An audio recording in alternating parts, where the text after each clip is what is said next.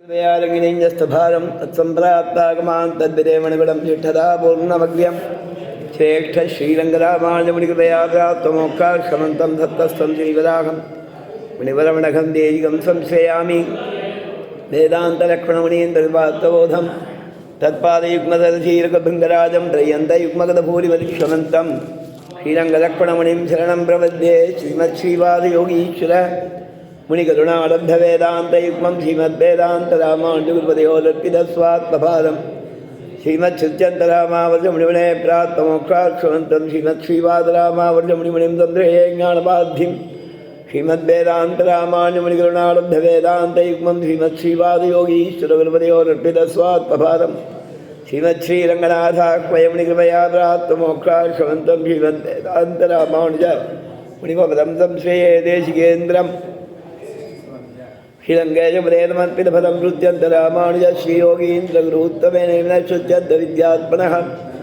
प्राप्तश्रुत्यपदं सैक्मगदयं श्रीवादरामानुज श्रीवादमुनीन्द्रदेशिकमणिं श्रेयोनिधिं तं श्रये श्रीकृष्णदेशिकपदाम्बितभृङ्गराजं वेदान्तलक्ष्मणमुनीन्द्रकृपात्तबोधं त्रय्यन्तदेशिकैरीन्द्रषडादिमूर्तिं गोपालदेशिकैशिकामणिमाश्रयामः श्रीरङ्गनाथगुरुपासरोजकं संवेदान्तदेशिकपदाम्बितभृङ्गराजम् श्रीमद्यतीन्द्रषडगोपदयावलम्बं वेदान्तलक्ष्मणमुनिं शरणं प्रपद्ये व्यायभाष्यकाराय प्रणितात्तिमिधुन्मते ब्रह्मतन्त्रस्वतन्त्राद्वितीयब्रह्मणे नमः श्रीमल्लक्ष्मणयोगीन्द्रसिद्धान्तविजयध्वजं स्वामित्रगुणोद्भूतं वरदार्यमं भजे श्रीमान् वेङ्कटनाथार्य कवितार्केकेसरी वेदान्ताचार्यवद्यो मे धनिधत्तां तदागति प्रणामं लक्ष्मणमुनिप्रगृह्णात्मामकं प्रसादेर्यत्सूक्ति स्वाधीनपदिकां श्रुतिं यस्य दारस्वदं श्रोतोपकुलामोदवासितं श्रुतीनां श्रमायालं झटारिं तमुपास्महे अस्मद्गुरुपरमगुरूण्यतिपरपूर्णौ सयामुणं रामं पद्माक्षरनाथ चलचित्सेने निर्वाणमामरीन् वन्दे दिशन्तु मे देवसदात्तदीयाः दयादरङ्गाणुचराः कटाक्षाः श्रोत्रेषु पुंसामं दङ्क्षरन्तीं सरस्वतीं दन्तिलकाम्भेनुं सन्तः श्रीरङ्गपत्रीः शरणत्राणशेखराः जयन्ति भुवनत्राणपदपङ्कजले नमः भरदाय परं नमोऽस्तु तस्मै प्रथमोदाहरणाय भक्तिभाजामृतभग्यमजेडपृथिव्यां प्रथितो राघवपादुका प्रभावः श्रीविष्णुचित्तवलनन्दनकल्पवल्लीं श्रीरङ्गराज हरिचन्दनयोगदृश्यां दाक्षाक्षमां करुणया कमलामिवाण्यां गोदाम् अनन्यशरणः शरणं प्रपद्ये हिडादुङ्गस्तनगिरितटी सुप्तमुद्बोध्य कृष्णं पारार्थ्यं स्वं शुचिशतशिरसिद्धमध्यापयन्ती स्वोच्छिष्टायां सजनिकलितं या बलात्कृत्य भुङ्क्ते गोदादस्यैनमेदमिदं भूये वास्तु भूयः अन्नवयर्पुதுவையாண்டாளரங்கற்பண்ணெதிருப்பாவை வல்வரியம் இன்னிசையால் வாடிக் கொடுத்தால் நற்பாமாலை பூமாலை சூடிக் கொடுத்தாலை சொல்லு சூடிக் கொடுத்த சுடற்கொடியே தொன்பாவை வாடியுள்ளவல் நவல் வளையாய் நாடினே வேங்கடவர்க்கென்னை விதி என்னையும் மாற்றம் நாம் கடவாவண்ணமே நல்கு கதவைகள் பிஞ்சென்று காணும் சேர்ந்துண்போம் அறிவொன்றுமில்லாதாய் குலத்து உந்தன்னை பிறவி பிறந்தனை புண்ணியம் யாமுடையோம் குறைவொன்றுமில்லாத கோவிந்தா உந்தன்னோடுறவேல் நமக்கிங்கொழிக்க ஒழியாது அறியாத பிள்ளைகளோம் அன்பினால் உந்தன்னை சிறுவேரழைத்தனமும் சீரியருளாதே தெய்வானீதாராய் பரையேலோரும் பாவாய். பாவதாளுக்கு மங்களாசாசனங்கள் 30வது பாசுரம் 28வது பாசுரம். ஞாச சட்டும் பூர்த்தி பண்ணணும் வேகம் வந்து ஏறத்தாழ சாத்துமத பாசுரம் தவிர்த்து இது கடைசி பாசுரம். அது சட்டம் ஸ்கிப்பாய் 30வது பாசுரம் வந்துட்டு 28வது பாசுரம். ஆண்டாள் விரதத்துக்காக சங்கல்பிச்சென்று தோழிகளை எழுப்பி துவாரபாலகர்கள் நந்தகோபன் யசோதை நப்பின்னை பிராட்டி நம்பி மூத்தபிரான் கண்ணன் எல்லாரையும் எழுப்பி கண்ணனை ஆஸ்தான மண்டபத்துக்கு எழுந்தருட சொல்லி பிரார்த்தித்து அவனுக்கு பல்லாண்டு பாடி எங்களுக்கு பறைய தரணும்னு சொன்னால் என்ன பறையுங்கிறத 26வது பாசுரத்தில் விரதம் அனுஷ்டிக்க வேண்டியவ அதற்காக வேண்டிய விஷயங்களையும் விரதம் முடிந்தவாறே தங்களுக்கு அவன் அனுகிரகிக்க வேண்டிய ஒரு பேரானந்தத்தையும் பிரார்த்தித்தார். அந்த கூடாத விந்தன் ஸ்ரீ கோவிந்தால கண்ணனும் நப்பின்னையும் சேர்ந்து ஒப்பனை செய்ய வேணும் எங்களுக்கு.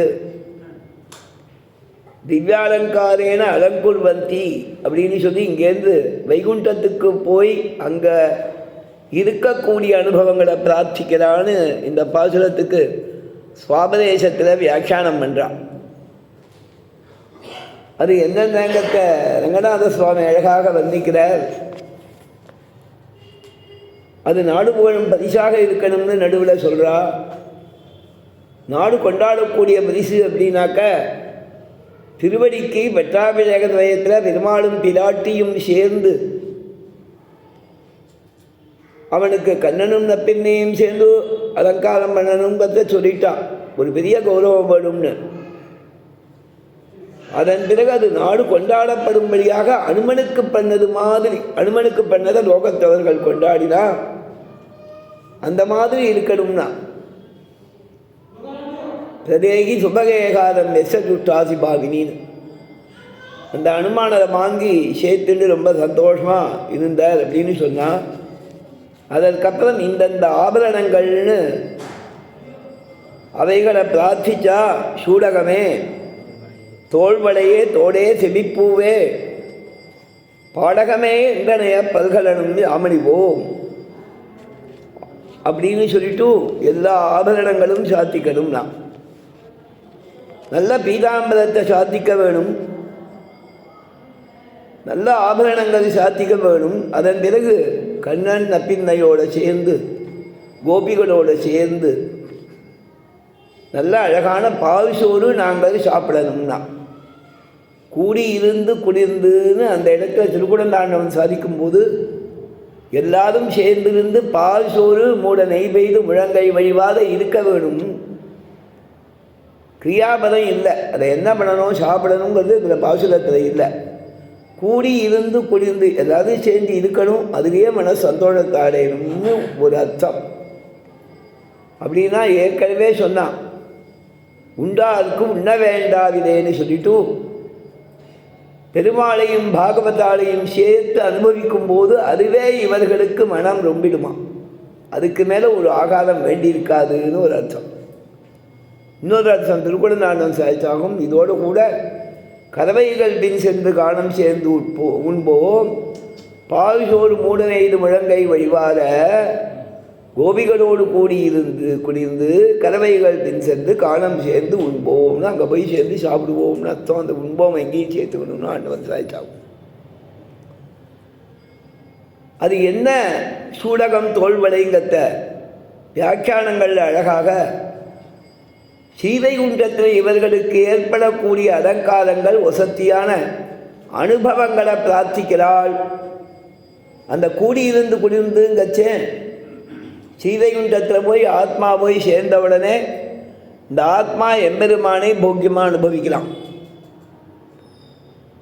அந்த எம்பெருமான் இவனை போக்கியமாக அனுபவிக்கிறான்னு ஒருவருக்கொருவர் போக்கியமாக அனுபவிக்கிறான். அவனை சேவிக்கிறது இவனுக்கு போக்கியம், அவனுக்கு கைங்கரியம் பண்ணுறது இவனுக்கு போக்கியம்.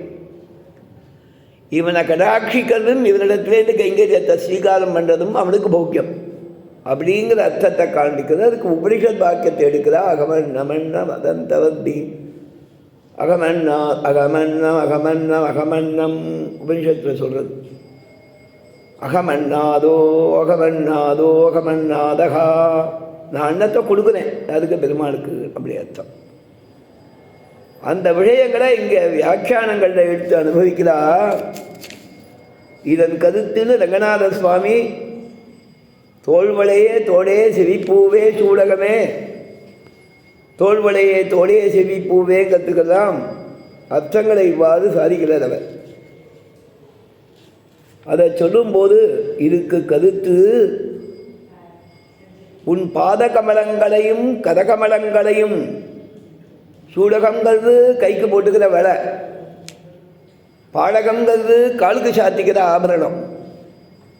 இதை கேட்டதால் என்ன தெரிஞ்சுதான், எம்பெருமானுடைய உன் பாதகமல சொல்கிறான் ஆச்சியார் பெருமாட்ட, உன் பாதகமலங்களையும் கதகமலங்களையும் எங்கள் சில பிரபுதி சர்வ அவயவங்களாலும் ஸ்பரிசித்தும் தரித்தும் அனுபவித்தும் ரசிக்கும் போது உன்னுடைய கடாக்க வீக்ஷணங்கள் நம்பிக்கைக்காகவும் மிகவும் முன் திருவுள்ளம் முகக்கும்படியாகவும் எங்கள் உத்தமாங்கங்களை அத்யுஜ்வல தர்சனீய மௌக்திக தலந்திகா சூடாரத்ன நவமணிகசித அத்யுஜ்வல மத்துல தப்தஹேம பலகாத்த சந்திராகார பலக சூரியமண்டலாகார பலக ஸ்வச்ச மௌக்திக சிகண்டக ஸ்ராக்ய குதும சௌவர்ண சேகரங்கள் முதலான திவ்ய பூஷணங்களையும் பாஷ்யக்காரர் கத்தியத்தை சாதிக்கிறார். என்னென்ன அப்படின்னா நிறைய ஆபரணங்கள்னா சரிதானா. அப்படி முக்தாகார முக்தா தாமோதரமந்தன பீதாம்பர காஞ்சீகுண நூபதாதி அபரிமித திவ்ய பூஷணான கணக்கில்லாத ஆபரணங்கள். பலபலவே ஆபரணம் எம்பெருமான ஆழ்வார் பலபலவே ஆபரணம்னு திருவாமிழ சாதிக்கிறார். பெருமாளுக்கு பல ஆபரணங்கள், அவைகள் எல்லாத்தையும் உனக்கு நிறையா திருவாபரணங்கள் இருக்கிற மாதிரி உன்னோடு சேர்ந்திருக்கும் போது எங்களுக்கும் நிறையா திருவாபரணங்கள் வேணும், ஆபரணங்கள் வேணும்னா உன்னுடைய திருவடிகள் முதலான திவ்ய அவயவங்களை பிரேமாதிசயத்தாலே முகுர் ஸ்பிருட்வா ஆனந்திக்க போகிறேங்கள் கைக்கும். எதுக்கு வள வேணுமா? பெருமாளுடைய திருவடிகள் அவன் திருமேனி எல்லாம் தொட்டு அனுபவிக்கச்சே சூன்யமான கையோடு அனுபவிக்கக்கூடாதான் சரிதானா. அப்போ எப்படின்னா அதுக்கு கைக்கு வள வேணுமா? அதை சொல்கிறா. கடகாத்தியாபரணங்களையும் நீ பிரசாதி திருள வேணும். கேவலம் சுபோகாத்தமாக கேச அலங்காரமும் பண்ண கடவோம் அல்லோ என்று ஏதாவந்தம் கால். இது வரைக்கும் விரதம் பூர்த்தி பண்ண வரைக்கும் அலங்காரம் கூடாதுன்னு சொன்னோம். இப்போ விரதம் பூர்த்தி ஆயிடுத்து. எங்களுக்கு ஸ்வரூப பிராப்தமான கைங்கரியானுபவத்திலே என்னென்ன ஆபரணங்கள் சாத்திக்கணுமோ சாத்திக்கணும்னா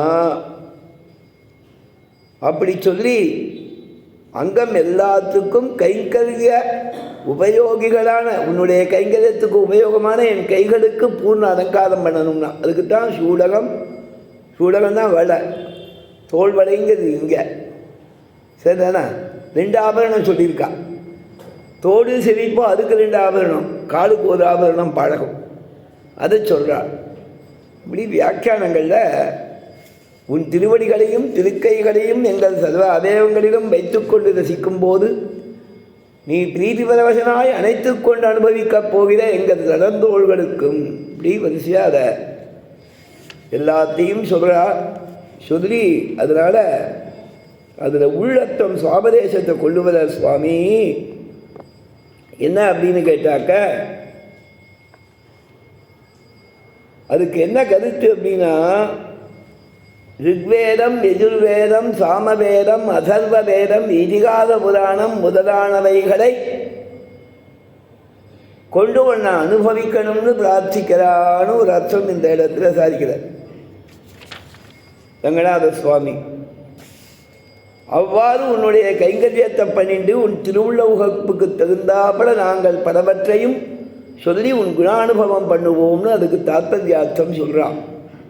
அதற்கு மேலே பால் சோறு சாப்பிடணுங்கிறதுக்கு பால் சோறு மூடனை பேரு முழங்கை வழிவார அப்படிங்கிறது கூடியிருந்து குடிந்துங்கிறது கண்ணனே பால் சோறு, பெருமாள் தான் பால் சோறு. அதை முழங்கை வழிவாக அனுபவிக்கணும்னா என்ன அர்த்தம்னா பரிபூர்ண பிரம்மானுபவம் எங்களுக்கு ஏற்படணும் அப்படிங்கிறத பிரார்த்திக்கிறாங்கிறத வியாக்கியானம் பண்ணுறான். இந்த பால் சோறுனா கண்ணன் எப்பேற்பட்ட பால் சோறுங்கிறதுக்கு ஒரு அழகான உதாரணம், ஒரு ஸ்லோகம் எடுக்கிறா. அந்த ஸ்லோகத்தோட தாத்பரியம் பெருமாள் எப்பேற்பட்ட பால் சோறு அப்படிங்கிறதுக்கு வியாக்கியானம் பண்ணுறான். பார்க்கடலில் பெருமாள் பள்ளி கொண்டுருக்கார். அவர் திருநாபி கமலத்தில் பெரிய தாமரை இருக்குது. அந்த தாமரையிலேருந்து நிறையா அமிர்தம் பெருகிறது. இந்த பெருகிற அமிர்தம் அப்படியே நிறையா ஓவர்ஃப்ளோ ஆகி பார்க்கடலில் விழுது. பார்க்கடலில் அலை அடிக்கச்சே அந்த பாலும் அந்த அமிர்தமும் சேர்ந்து அந்த அலையில் கலந்து கலந்து வந்து அதோட சத்தெல்லாம் மண்ணாக ஒதுங்கிறது, பண்டலாக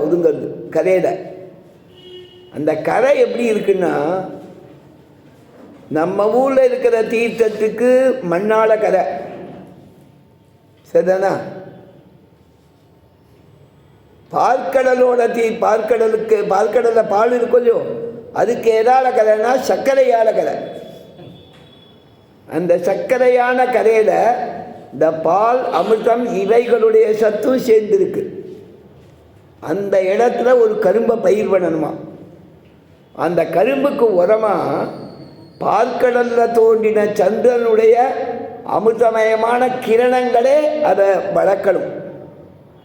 அந்த மாதிரி கரும்பை வளர்த்து அதில் ரசத்தை எடுத்து அதை கெட்டியாக பண்ணி கற்கண்டா பண்ணி அந்த கற்கண்டில் பண்ணதான பால் சோறு கண்ணன் அப்படின்னு சொல்கிறான். அழகான ஸ்லோகம். க்ஷீராம்போதி லசது பனீஷ சயன ஸ்ரீவாச. பார்க்கடலில் நடுவில் ஆதிசேஷ பரியங்கத்தில் படுத்து நிற்கிற ஸ்ரீனிவாசன் எம்பெருமான். நாபீமித ராஜீவஸ்ருத, அவன் திருநாபீர மலர்ந்ததான கமலத்திலேந்து தாமரையிலேந்து பிரவகிக்கிறது. மதுஜரி மதுகரி கான் யூர்மிபி சார்க்கலே, அங்கேருந்து அமிர்தமயமாக அது கீழே விழுந்து அதில் தேனும் கலந்துருக்கு. அந்த தாமரையில் தேன் இருக்கணும் போதோ அந்த தேனும் கலந்துருக்கு. அந்த பார்க்கடலில் அமிர்தம் வந்ததால் பார்க்கடலோட பால் வரும்போது அமிர்தமும் சேர்ந்து, அமிர்தம் அந்த தேன் எல்லாம் சேர்ந்து கரையான சக்கரமயமான கரத்தில் சார்க்கரே தீரே பூஜ்யதி வர்த்திதா, அங்கே பயிர் பண்ணப்பட்டதான ஒரு கரும்பு. பண்ணுவாளான்னு கேட்கக்கூடாது, அதுக்கு தான் அங்கே என்ன பண்ண அபூஜ்யதீனர் அந்த மாதிரி ஒன்று பண்ணால், அந்த மாதிரி பண்ண சக்கரை கல்கண்டுலேருந்து வந்த பால் சோறு தான் பெருமாள். விதுசுதா சேகாரவி க்ஷூத்தமகா தத்சார உத்ருத சர்க்கரா மது ரசக்ஷீராணவத்வம்சினகான். அதை எடுத்தா இருக்கு பால் சோறுக்கு.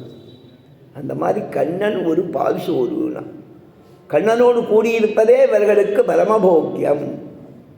அவன் அமிர்தமயமானவன் ஆழ்வா சாதிக்கிறார். ஆயர் கொழுந்தாள் அவரால் புடையுண்ணும் மாயப்பிரானை என் மாணிக்க சோதியை தூய அமுதை பருகி பருகி என் மாயப்பிறவி மயர் மறுத்தேனே. இந்த மாதிரி எம்பெருமானையே அமிர்தமாக சொல்லுண்டு, எம்பெருமானையே ஒரு சக்கரை கல்கண்டு சக்கரை பொங்கல் கல்கண்டா சொல்லி பால் சோறாக உருவகப்படுத்தி இங்கே நாச்சியார் பாசுரம் பண்ணியிருக்கா. அது நிறையா சாப்பிடணும்னா இதற்கு இன்னொரு வாசகம் சேர்த்து சொல்கிறது. முதல் நாளையும் விண்ணப்பம் பண்ணேன்னு ஞாபகம். நாடு நரும்பொழுது சூழ் மாடிருஞ்சோழ நம்பிக்கை நான் 100 தடா வெண்ணெய் வாயில இருந்து பதாவி வைத்தேன், 100 தடா நிறைந்த அக்காரவடி சிவி சொன்னேன், ஏது திருவுடையான் என்று வந்திவை கொள்ளுங்களோன்ட்டு திருமாலிருஞ்சோழ அழகருக்கு ஆண்டாள் தன் மனசால அவர் பாசுரத்தில் விண்ணப்பம் பண்ணாலாம். நல்ல சோலைகள் சூழ்ந்ததான திருமாலிருஞ்சோழ நல்ல வாசனையாக இருக்கு, எங்கமும் புஷ்பம் பூத்து கொடுங்கி. அந்த மாலிருஞ்சோலை மணாளனுக்கு 100 தடா அக்காரபடி சிறு வாயாலே சொல்லி வைத்தேன். 100 தடா நிறைந்த அக்காரவடிசில் சொன்னேன், வாய் நேர்ந்து பராமி வைத்தேன் வெண்ணெய் அக்காரவடிசில் வாயாலே சொல்லி வைத்தேன். பண்ணேன்னு தாத்பரியம் பிரார்த்தனை பண்ணிட்டு சமர்ப்பிக்கிறேன். மனசால மானசிக ஆராதனமாக சங்கல்பிக்கிறேன். எம்பெருமான் இவைகளை ஏற்கணும்னு பிரார்த்திக்கிறது. ஸ்ரீகள் பகவானுக்கு நிவேதனம் பண்ண இதை உபயோகப்படுத்துது. இதை சொல்லி பிரார்த்தித்து புரோக்ஷித்து பகவானுக்கு கண்டருளை பண்ணலாம். திருமாலத்தோட அமனு சம்பிரதாயம் புராணங்களில் இதில் ஆகமங்களில் சம்ஹிதைகளில் ஒவ்வொரு மாதிரி இருக்குது. இதுதான் பழக்கத்தில் அதிகமாக வச்சுருக்கா பெரியவா. ஸ்ரீகள் பண்ணச்சே இதை சொல்லி நிவேதனம் சமர்ப்பிக்கிறதுன்னு அந்த மாதிரி பாசுரம். இவன் திருக்குறள் எம்பெருமானார் தான் திருமாலிருஞ்சோட அழகர் சந்நிதிக்கு மங்களாசாதனத்துக்கும் போது ஆண்டாள் பாசுரத்திலே திருப்பாவேஜியன்னு அவருக்கு பேர். அந்த ஈடுபாட்டால் 108 கங்காளம் பாதுசோறு க்ஷீராண்டம் அதே மாதிரி வெண்ணெய் நிறையா சமர்ப்பிச்சதான் பாஷ்யக்காரர். அதனால அழகருக்கு போகச்சே 100 தடான்னு சொல்லுவாள். க்ஷீராண்ணம் பண்ணி சமர்ப்பிக்கிறதுன்னு ஒரு பழக்கம். திருக்குழந்த ஆண்டவன் தான் உபன்யாசம் பண்ணுற இடங்களில் ஆசிரம வேணுகோபாலனுக்கு அந்த மாதிரி 100 பாத்திரத்தில் பண்ணணும். பாஷ்யக்காரர் மாதிரி நம்ம பெரிய கங்காரத்தில் பண்ண முடியாது. அதனால் சின்ன பாத்திரத்தில் பெருமாளுக்கு எதிர்க்க அந்த மாதிரி ஏற்பாடு பண்ணி கண்டருளை பண்ண வேணும்னு ஆண்டவன் ஆரம்பத்தில் ஆரம்பித்தாச்சு. அப்புறம் நிறைய இடங்கள்ல இப்போ நடக்குது. மடத்தில் நடக்குது, பதகால் மடத்தில் நடக்குது, பெங்களூரில் நிறைய இடங்களில் ஆசிரம கிளைகளையும் நடக்குது. இங்கே ஆசிரமத்தில் மகாலட்சுமி சந்நிதியில் நடந்தது சேவிச்சேன். அங்கே மடத்துலேயும் விஸ்தாரமாக வந்துருந்தது, ஹைதராபாத் மடத்தில் இல்லையா. அதுவும் நிறையா பண்ணி சமர்ப்பிக்கிறாங்கிறது ஒன்று இருந்தது. சென்ட்ரல் மடம் ஐசிங்கர் இருக்கிற இடங்களையும் அதெல்லாம் விஸ்தாரமாக பண்ணுறா. ஆண்டவன் இருக்கிற இடத்துலையும் நடந்திருக்கிறது வந்திருக்கு. பெங்களூரில் இந்த ஃபோட்டோ வந்து அது நடக்கிறது எல்லா இடத்துலையும். பிரகிருதம் ஆண்டவன் அதை மனசில் வச்சுட்டு அழகருக்கே 108 இவ்வளோ பெரிய பாசு, இவ்வளோ பெரியதான அந்த பால் சோறு சமர்ப்பிக்கிறதுக்கு கூடாத வெள்ளஞ்சீரணிக்கு சமர்ப்பிக்கணும்னு 108 வெள்ளி பாத்திரம் சமர்ப்பிச்சாயிருக்கு. பிரகிருதமாண்டவன் க்ஷீராண்ணத்துக்கு மட்டும் இல்லாமல் வெண்ணெய்க்கும் சின்ன பாத்திரம் சமர்ப்பிச்சாயிருக்கு. வெள்ளிக்கு கொஞ்சம் பெரிய பாத்திரம், வெண்ணெய்க்கு கொஞ்சம் சின்னதாக கப்பு 108 சமர்ப்பிச்சாச்சு. தான் வந்த உடனே முதல் அநேகமாக இதான் முதல் கைங்கரியம் ஆண்டவன் இந்த பெருமாளுக்கு திவ்யதேசங்களுக்கு சமர்ப்பித்ததுன்னு எனக்கு ஞாபகம். ஏன்னா பெங்களூர்லேருந்து இதுக்காக ஒரு 4 நாள் அந்த திருநக்ஷத்திரம் பெங்களூரில் நடந்தது அந்த வருஷம். பிரகிருதமாண்டவன் திருநக்ஷத்திரம் இந்த வருஷமும் பெங்களூரில் நடக்குது. அப்போ பெங்களூர்லேருந்து இதுக்காக 20ஆம் தேதிக்கு மேலே ஒரு அன்று ஒருத்தி நாளில் அங்கே போய் அழகருக்கு சமர்ப்பித்து தான் ஒரு தரம் க்ஷீராண்ணம் சமர்ப்பிச்சுட்டும் கூடார வெள்ளஞ்சிருக்கும் உபயோகப்படுத்த வேண்டியதுன்னு சொல்லி அவாகிட்ட தான் ஏற்படுத்தி வச்சுட்டு வந்தாயிருக்க ஆண்டவன். அதுக்கப்புறம் தொடர்ந்து பண்ணணும்ட்டு அந்த மாதிரி ரீதியில் அது பண்ணால் ஆச்சாரியால் பண்ண கைங்கரியத்தை சொல்கிறது சிஷ்யன் கடமை. அதுக்காக நான் சொல்கிறேன். முதல் நாளையும் விஜாபலம் பண்ணேன் ஞாபகம். அதனால் பெருமாளே பால் சோறு அது முடிஞ்சது. கூடியிருந்து குடியிருந்துன்னு அந்த மாதிரி இருந்தால் பெருமாள். கண்ணன் உடனே அங்கீகாரம் பண்ணிட்டேன். நோன்புக்கு வேண்டியது கேட்டேன், தந்தோம்னு சொன்னேன். பின்னாலே பலன் வேணும்னு கேட்கிறேன், இதையும் அனுகிரகிக்கிறேன்னு சொல்லிட்டார். உடனே அவர் சொன்னால், அப்பா நான் சொல்கிறதோட அர்த்தம் உனக்கு புரியலை போல இருக்கு. உனக்கு எல்லா சக்தியும் உள்ளவன் நீ, ஞானக்குறைவோ சக்தி குறைவோ இல்லாதவன் நீ, சாட்சாத் பரமாத்மா, குறைவில்லாத கோவிந்தன் நீ. கூடாதை வெல்லும் ஸ்ரீர் கோவிந்தன் உன் குணங்களை ஸ்தோத்திரம் பண்ணி அனுசந்தானம் பண்ணி எங்களுக்கு தரணும்னு கேட்டேன். எல்லாத்தையும் தந்தோம்னு அதோடு நிறுத்திரியே, அது போராது. இறைவாணி தாராய் பதைன்னு திருப்பியும் பதை தாராய்னா. பதைங்கள் இன்னென்னு அவர் கேட்டதுக்கு விரதத்துக்கு வேண்டியது சொன்னால், விரதத்துக்கு பின்பு இன்னென்ன பலன்கள் வேணும்னு சொன்னால் எல்லாம் தருவோம்னு சொல்லிட்டார். கண்ணன் தந்தோம்னார், தரோம்னார். இருந்தாலும் இறைவாணி தாராய் பதைன்னு 30ஆவது பாசுரத்தில் பிரார்த்திக்கிறார். அது அவனுக்கு காண்பிக்கிறதுக்காக நல்ல கல்யாண குணங்கள் உள்ளவன், அனைத்து கல்யாண குணங்கள் உள்ள கோவிந்தான்னு கூட்டிருக்கேன்.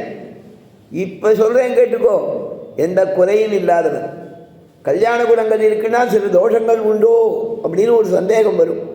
அதனால நம்ம சம்பிரதாயத்தில் பெருமாளுடைய ஸ்வரூபத்தை சொல்லும்போது, சத்தியத்துவம் ஞானத்துவம் அவைகளை சொல்லும்போது ஒட்டுமொத்தமாக அவன் இப்படி இருக்காங்கிற ஒரு அம்சத்தை சொல்கிறதுக்காக அகிலகேய பிரத்யநீக கல்யாணைகதான ஸ்வரூபாங்கிறான். கல்யாணைகதானா எந்த குறையும் இல்லாமல் எல்லா மங்களங்களும் நிரம்பியவன், எல்லா கல்யாண குணங்களும் நிரம்பியவன்னு அவனுக்கு 2 அடையாளம் சொல்கிறான்.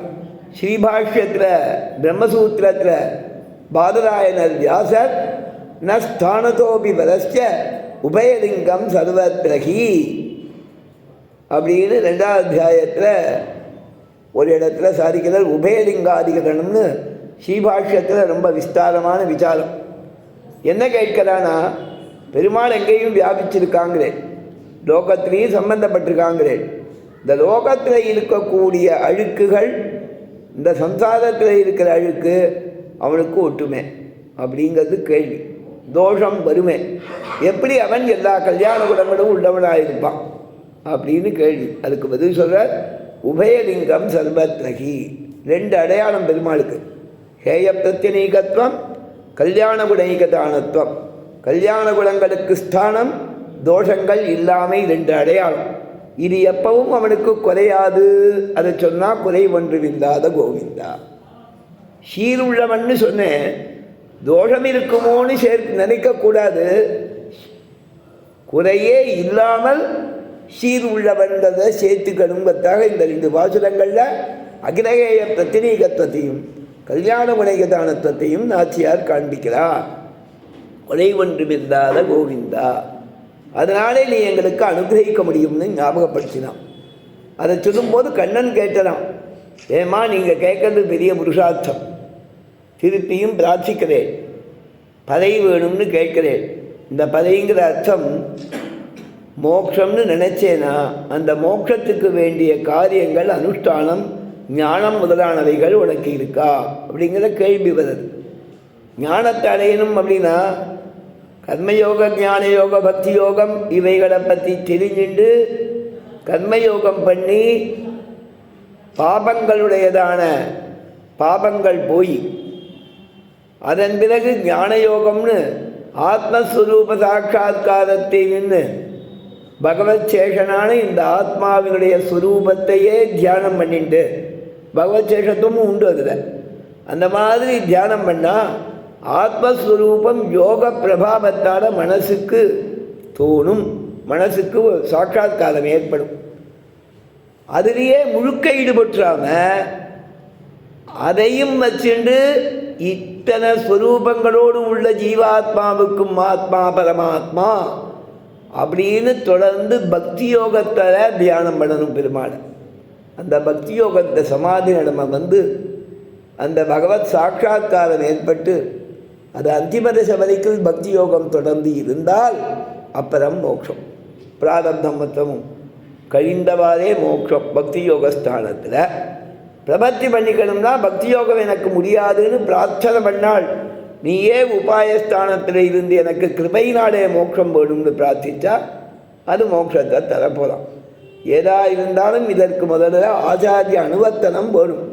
நீங்கள் ஆச்சாரிய அனுவர்த்தனம் பண்ணியிருக்கேடான்னு கண்ணன் கேட்டதான். அதுக்காக சொன்னால் ஆச்சாரிய அனுவர்த்தனம் பண்ணுறதுங்கிறத பற்றி எங்கிட்ட பேசாத, ஞானத்துக்காக எங்களுக்கு ஆசையே கிடையாது. ஏன் அப்படின்னா ஞானேன ஹீனகா பசுபி சமானகா, ஞானமில்லாதவன் ஒரு பசுன்னு சொல்வாரே, அந்த அறிவில்லாமைக்கு உதாகரணமான பசுக்கள் பின்னே சென்றோம்னா, கதவைகள் பின் சென்று காணம் சேர்ந்து உண்போம். இந்த கதவைகள் பின் சென்றுங்கிறதுக்கு வியாக்கியானங்களில் சொல்கிறான், ரொம்ப அழகாக சொல்கிறான். நாங்கள் கதவைகள் பின் சென்று கானகம் சேர்ந்தோம். உடனே பெருமாள் சொன்னான், பசுக்கள் பின்னால் போகிறது பெரிய தர்மமான. உபனிஷத்துக்களில் கதைகளில் இருக்குது. ஒரு சிஷ்யன் ஆச்சாரியன் இடத்துல போனால், சுவாமி எனக்கு வேதாத்தியனங்கள் தான் முழுக்க சொல்லி வைக்கணும்னா, சொல்லி வைக்கிறேன்டா, ஆனால் நீ குரு சுசுரூட பண்ணணுமோ இல்லையோ, எங்கிட்ட நிறையா மாடு இருக்குது, 100-200 மாடு இருக்குது, 1000 மாடு இருக்குது. இதை நிச்சயம் காட்டுக்கு ஓட்டிட்டு போயிட்டு சாயங்காலம் பா, காத்தால வேலையில் சத்தம் சொல்லி தரேன்னு அதை பார்த்தா பாடம் ஆரம்பிக்கவே இல்லை. உபாகரமாக போச்சு. உபயுக்தமாக அத்தியனம் பண்ணி வச்சார். இவன் மாட்டுக்கு போயிட்டு வந்துட்டுருக்கான், அவர் யாகத்துக்கு போயிட்டு வந்துட்டுருக்கார். பாடம் ஆகலை. அவன் என்ன பண்ணான், ரொம்ப கஷ்டப்பட்டு இந்த காரியத்தை பண்ணிகிட்டே இருந்தான். பண்ணிகிட்டே இருந்தால் என்ன ஆச்சுனாக்க, அவர் இடத்துல கேட்டான், இன்னும் ஒன்றும் பண்ணலையே, இது பண்ணலையேன்னு. அவர் இவரை பரீட்சை பண்ணுறார். பரீட்சை பண்ணுறதுக்காக என்ன பண்ணார், சரி நீ பசுக்கள் பின்னால் போயிட்டு கேளுடா, உனக்கு ஞானத்தை தர வேண்டியது தான், எனக்கு காரியம் நிறையா இருக்குன்னார்.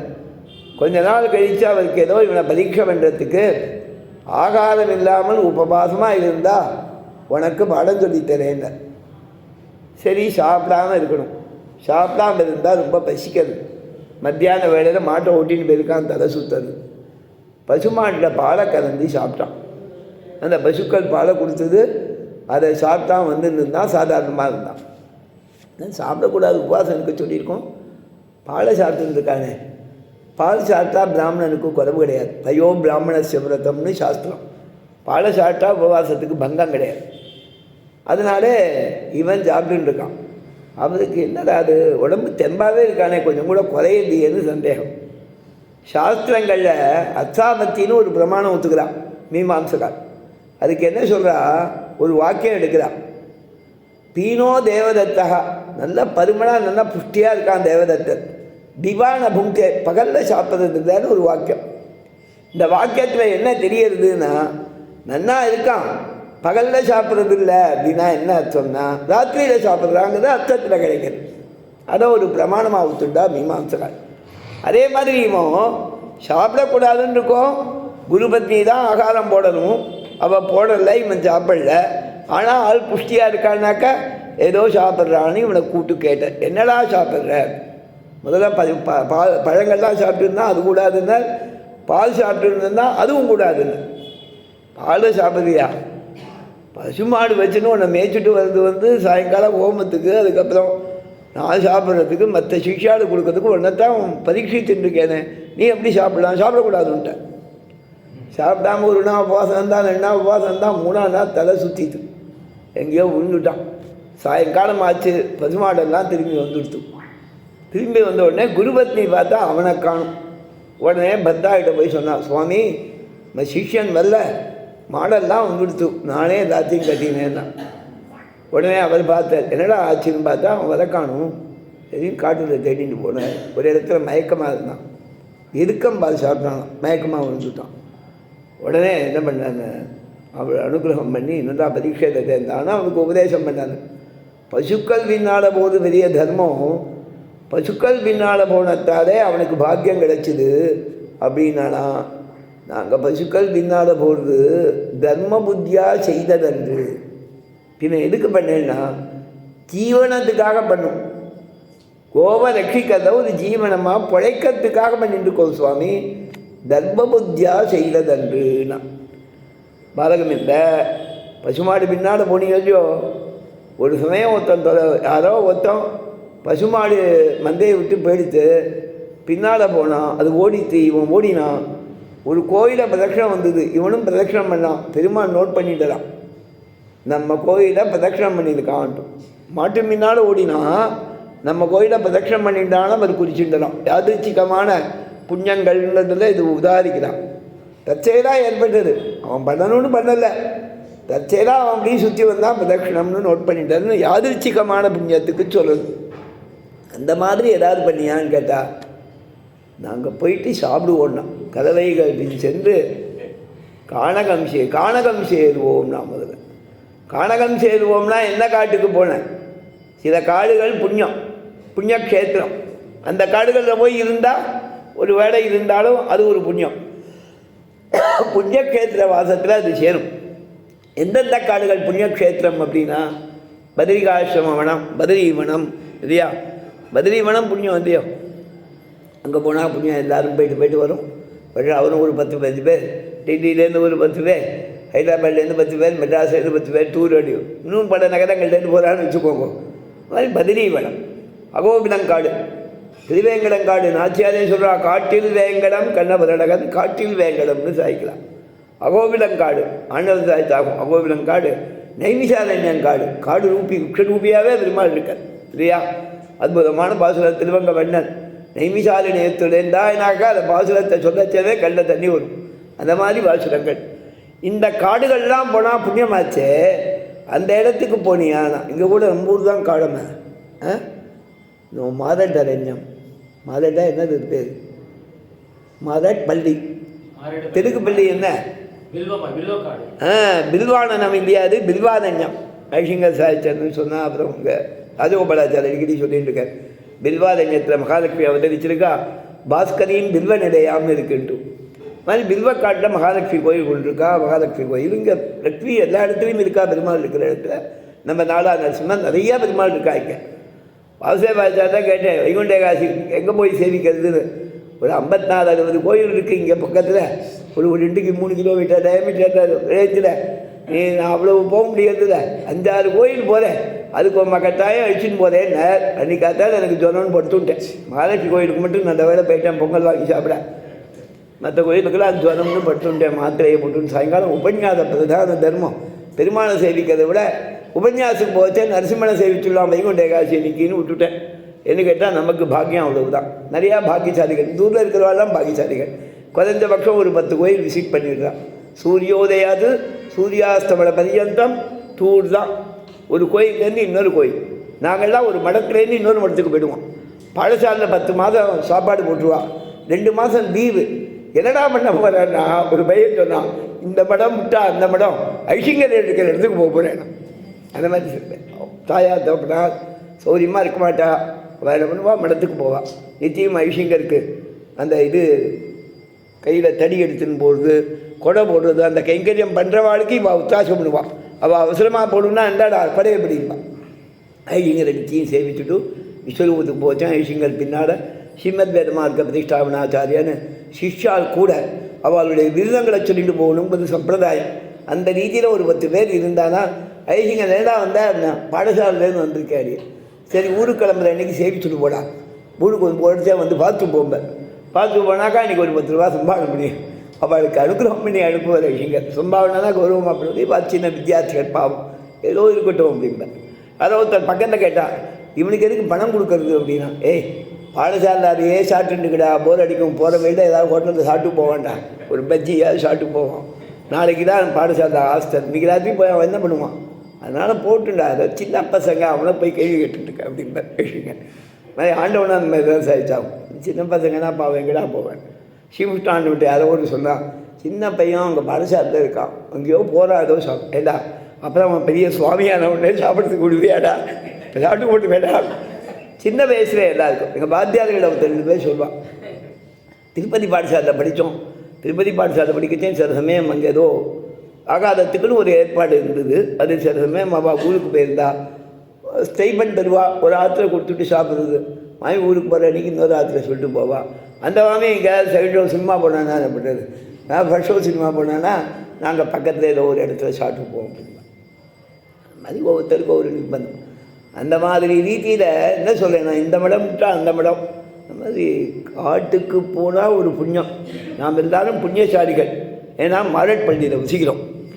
இந்த ஊரையும் சுற்றி வர நேற்றுக்கு பார்த்த ஒரு 3 இடத்துல பாக் அம்பர்பேட்டா, அங்கேருந்து ஒரு 3 கிலோமீட்டர் போகணும்.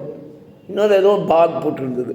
இது என்ன எல்லா இடத்துலையும் இந்த ஊரில் பாக் போட்டிருக்கேன்னு, எல்லாமே பார்க் சுவாமி, எல்லாம் மரம் செடி கொடி. ஓஹோ, இந்த ஊர் மொத்தமும் காடாகவே இருந்திருக்கு. வேங்கடாதிரி சொல்கிற ஆந்திர வர்ணனத்தில் அப்படி சுற்றி வர விமானத்தில் விஸ்வாவசு கிருஷால், இந்த விஸ்வாவசு சொல்கிறான், ஆந்திரா எவ்வளோ அழகாக இருக்குது பாருங்க. ஆந்திரானா யுனைடெட் ஆந்திரா, தெலுங்கானா ஆந்திரா சேர்ந்து. உடனே என்னடா அது இங்கே வந்து இப்போ ஆந்திராவை சொல்லிட்டு இருக்கேன்னு கேட்காதீங்கோ, தெலுங்கானாவையும் சேர்த்து. அவள் விமானத்திலே ஒரு ரவுண்ட் அடித்தான், ஃப்ளையிங் கிளப் விமானம் மாதிரி அடிச்சுட்டு அவன் சொன்னான், ஏய் எங்கே பார்த்தாலும் திரும்பினா ஒரே அடர்ந்த காடுடா, புறப்புரோ கனம்பனம் அப்படின்னா. இந்த பக்கம் பார்த்தேன், அங்கே ஒரு பெரிய காடு. எங்கே இங்கே ஆந்திராவில் என்ன சுவாமி, அந்த யாதகிரி, யாதகிரா யாதகிரி நமக்கு பேர் நல்ல பேர் வரமாட்டேங்குது, க்ஷேத்திர பேர் யாதகிரி கேட்டால் அது மலை சுற்றி விட காடு, அது ஒரு காடு. கொஞ்சம் அண்ணண்டை போனால் பத்ராச்சலம், அது கோதாவரி பிரவாகன்னா கூட அதுக்கு பக்கத்தில் அண்ணண்டை தான் மலை. இங்கே போனால் ராமகுண்டம், எல்லாமே நாக்பூர்லேருந்து ஆண்டவன் வதச்சேன், பாதி மலை பாதி கோதாவரி பிள்ளை, இப்படி மாறி மாறி இருந்தது. அந்த மாதிரி ரீதியில் அவர் விஸ்வாசம் சொன்னார், எங்கே திரும்பினாலும் ஒரு காடு இருக்குடாப்பா, புறப்புரோ கனம்பனம், புறகானா முன்னாலன்னு அர்த்தம். In front of us everywhere there are forest around, dense ஃபாரஸ்ட்னு. வனம்னா ஃபாரஸ்ட்டு, கனம் வனம்னாக்க டென்ஸ் ஃபாரஸ்ட். வனே வனே மகாகிரிஹி, ஒவ்வொரு காட்டிலையும் ஒவ்வொரு மலை, சின்ன மலை இல்லை. மெட்ராஸில் சின்ன மலைன்னு ஒரு ஸ்டாப் தெரியுமா, போகிற வழியில் சின்ன மலை, லிட்டில் மவுண்ட்டுன்னு பேர். அந்த மாதிரி மகாகிரிகின்னு அறிங்க, எல்லா காட்டுலேயும் அங்கே பக்கத்தில் ஒரு பெரிய மலை இருக்குது. குண்டாக்கள் கிளம்பினா ரேணுகுண்டா வரைக்கும் ஒரு சைடு ஃபுல்லாக மலை. சரி, இன்னொரு பக்கம் உட்காந்தா அதுலேயும் மலை. இந்த பக்கம் கண்ணூர் அதுக்கு எல்லாம் வந்து கொஞ்சம் வனே வனே மகாகிரிஹி மகாகிரௌ மகாகிரௌ விராஜதே குகாகிருகா. எல்லா மலையிலையும் குகைகள் இருக்கு. குஹாகிருகே குஹாகிருகே விகார தத்பரோகரிகி. எல்லா மலையிலையும் ஒரு சிங்கம் உட்காந்துருக்கு. சிங்கங்கிறதுக்கு ரெண்டு அர்த்தம். அங்கங்கே சிங்கம் இருக்குன்னு ஒரு அர்த்தம், நிசுமன் இருக்குன்னு ஒரு அர்த்தம் இல்லையா? நிசுமன் இருக்கிற இடங்கள்லாம் சிங்கம் மலை கூட இருக்கும், மலையில தான் நிசுமன் இருக்கார். தமிழ்நாட்டில் குன்றுதோறும் குமரன்பா, ஆந்திராட மலைதோறும் சிங்கம் நரசிம்மம். அது மாதிரி ஹரவு ஹரவு நிரங்குஷக்கு தேவ சாத்வசோத்வனிகின்னு அந்த வேங்கடாதரி வர்ணிக்கிறார். அங்கங்க க்ஷேத்திரங்கள். அந்த மாதிரி நாம் இந்த பாக்யநகர் பாக்யசாலிகள், மாரட்பள்ளி வாசிகள் எல்லாரையும் சேர்த்துக்கணும். வெவ்வேறு இடத்துலேருந்து வந்திருக்கா பாவம் 10 கிலோமீட்டர்லேருந்துலாம். அதுவும் ஒரு அரண்யம் தான், பேரை மட்டும் தெரிஞ்சுக்கணும். இனிமேல் அடுத்த உபன்யாசத்துக்குள்ளே ஹைதராபாத்தில் இருக்கிறவாகிட்ட இங்கே என்னென்ன அரண்யம் இருக்குது, பில்வாரண்யம் மாதிரி என்னென்ன, சூதாரண்யம் என்ன சுவாமி, மாதுளம்பழ அரண்யம், ஆப்பிள் பழ அரண்யம்னு எல்லாத்தையும் தெரிஞ்சுக்கணும் நம்ம. அந்த மாதிரி கேட்டான், காட்டுக்கு போனியே புண்ணியக்ஷேத்திரத்துக்கு போனியான்னு கேட்டானா கண்ணன். சிம்பிளி ஃபாரஸ்ட், அவ்வளோதான். ஆண்டவன் சொல்லியாகும் ராமாபுரம் ஃபாரஸ்ட்டுன்னு நாவல்பாக்கம் போகிற வழியில் அந்த வேதாம்பூர் பக்கத்தில் இருக்குது.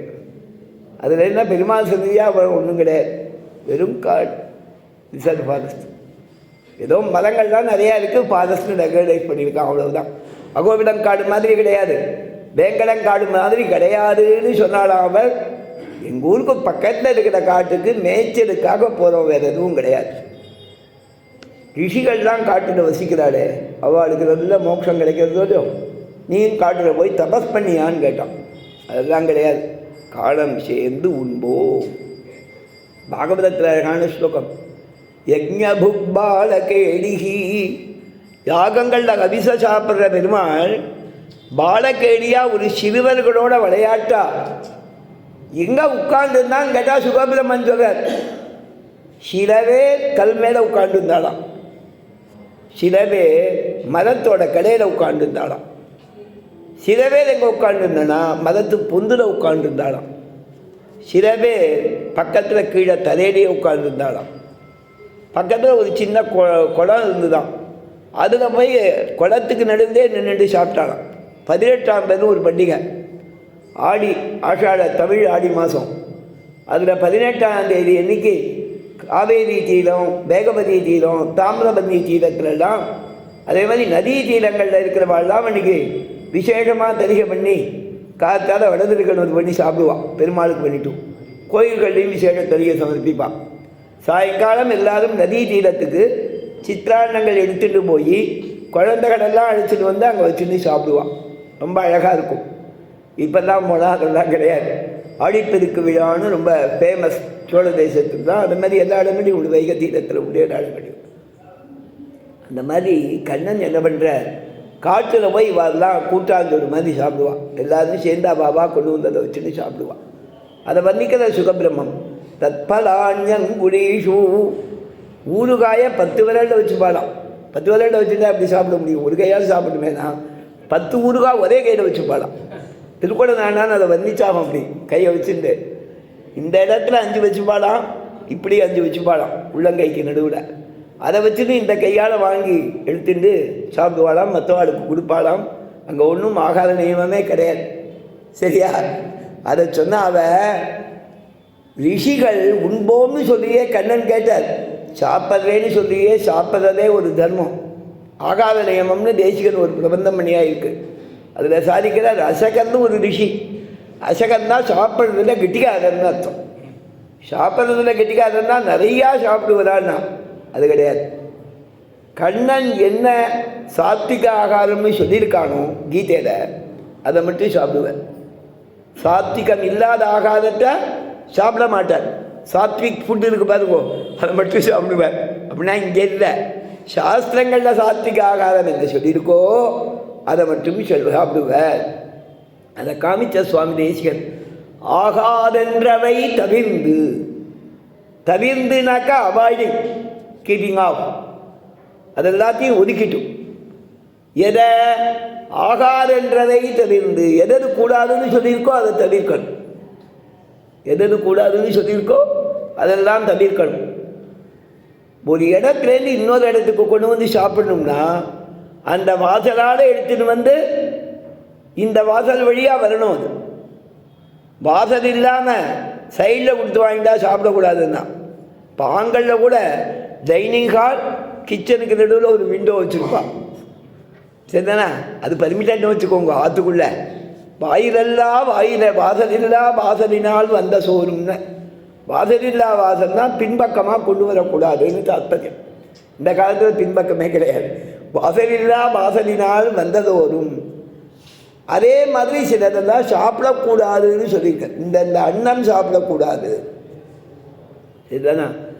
நாள் தூய்கல்லா சோறும் நன்னா சோறேன்னு. நாள் தூய்கல்லா சோறு அப்படின்னா அதுக்கு சில வியாக்கியானங்கள். நாள் தூய்கல்லா சோறுனா ஏகாதசி அன்னைக்கு சாதம் சாப்பிடக்கூடாது. நாள் தூய்கல்லா சோறும் நன்னா சோறு. நாள் தூய்கல்லா சோறுனா இன்னொன்று என்ன அப்படின்னு கேட்டாக்க, அதை சொல்லும்போது சொல்கிறா, இன்றைக்கி சமைச்சதை இன்றைக்கி தான் சாப்பிடலாம், நாளைக்கு சாப்பிடக்கூடாது. இப்போ பழையது உலகம் முழுக்க ரொம்ப பாப்புலர் ஆகிட்டுருக்கு. அமெரிக்காவில் நியூயார்க்கில் கூட பழையதுக்குன்னு ஒரு ஸ்டால் வச்சு விட்றா. அதை சாப்பிடலாமா கூடாதா? குழந்தைகள் சாப்பிடலாம், பெரியவா பரமை காந்திகள் சாப்பிட மாட்டாங்க. காஞ்சிபுரம் பக்கம் பரமை காந்திகள்னால் இன்னும் பழுத்த வைஷ்ணவாகும். அவள் என்ன பண்ணுறான்னா, சோழ தேசத்தில் ஒரு பழக்கம் உண்டு. பிரசாதத்தை காத்தாத பிடிச்சு அதையே தீர்த்தம் சேர்த்து வச்சு, பழையது கிடையாது, அன்றைக்கே ராத்திரி சாப்பிடுவாள். தீர்த்தம் கொட்டி வச்ச சாதம்னு சாப்பிடுவாள். நல்லா இருக்கும், சாப்பிட்றதுக்கு போக்கியமாக இருக்கும். It is a simple and tasty food இல்லையா? Simple and grand. எந்த விதத்தில்னா அதோட ருச்சி தனியாக இருக்கும், நல்லா இருக்கும். அதே சமயத்தில் அதிக செலவு கிடையாது, அந்த மாதிரி இருக்கக்கூடிய ஒரு ஆகாரம். அது சோழ தேசத்தில் பர்மிட்டட். ஆனால் சுத்தமாக வச்சுருப்பா, ஆச்சாரமாக வச்சுருப்பா. காஞ்சிபுரம் பக்கங்களில் அந்தந்த வேலையில் பண்ணது தான் சாப்பிடலாம். தண்ணியில் ஊற வச்ச சாதம் ராத்திரி சாப்பிடக்கூடாது, அதனால தனியாக சாப்பிடுவாள். அதே மாதிரி ரீதியில் ஆகாதென்றவை தவிர்ந்து எதது கூடாதுன்னு சொல்லியிருக்கோ அதெல்லாத்தையும் ஒதுக்கிட்டு ஆமதுவே கொண்டு எது சேர்த்துக்கலாம், எதது சாப்பிடலாம்னு சொல்லியிருக்கோ அவைகளையே எடுத்துப்பா அப்படின்னு சொன்னான். சாத்விக ஆகாத சேவனம் கீதையில் கிருஷ்ணன் சொல்லியிருக்கார். ரஸ்யாக ஸ்னிக்தாக சதனா ஹிதாக பத்யாக ஆகாரா சாத்விக பிரியா. சுவையோடு இருக்கும், ஸ்னிக்தாக ஒட்டிக்கிறதா இருக்கணும், ஸ்திராக சுவை குன்றாததாக இருக்கணும், ரசம் குன்னாததாக இருக்கும், குறையாததாக இருக்கணும், மனசுக்கு பிடிச்சதாக இருக்கணும். அந்த ஆகாரம் சாத்விகாடுக்கு பிரியமானது. ஆகார சுத்தௌ சத்வசுத்திகி சத்வசுத்தௌ திருவாஸ்மிருதிகி. ஆகாரத்தில் சுத்தி இருந்தால்தான் மனம் சுத்தமாக இருக்கும்னு சம்பிரதாயமானதால் சுவாமி தேசிகர் ஒரு 20 பாசுரம் கிட்டத்தட்ட பண்ணியிருக்கார். ஆகார நியமம் என்னென்ன கீரை சாப்பிடலான்னு சொல்லியிருக்கார், இந்தந்த கீரை சாப்பிடக்கூடாதுன்னு இருக்கார். இந்த தீர்த்தம் சாப்பிடலான்னு சொல்லியிருக்கார், இந்த தீர்த்தம் சாப்பிடக்கூடாதுன்னு இருக்கார். சிட்டிஸ்க்கு அப்ளிகபிள் இல்லை.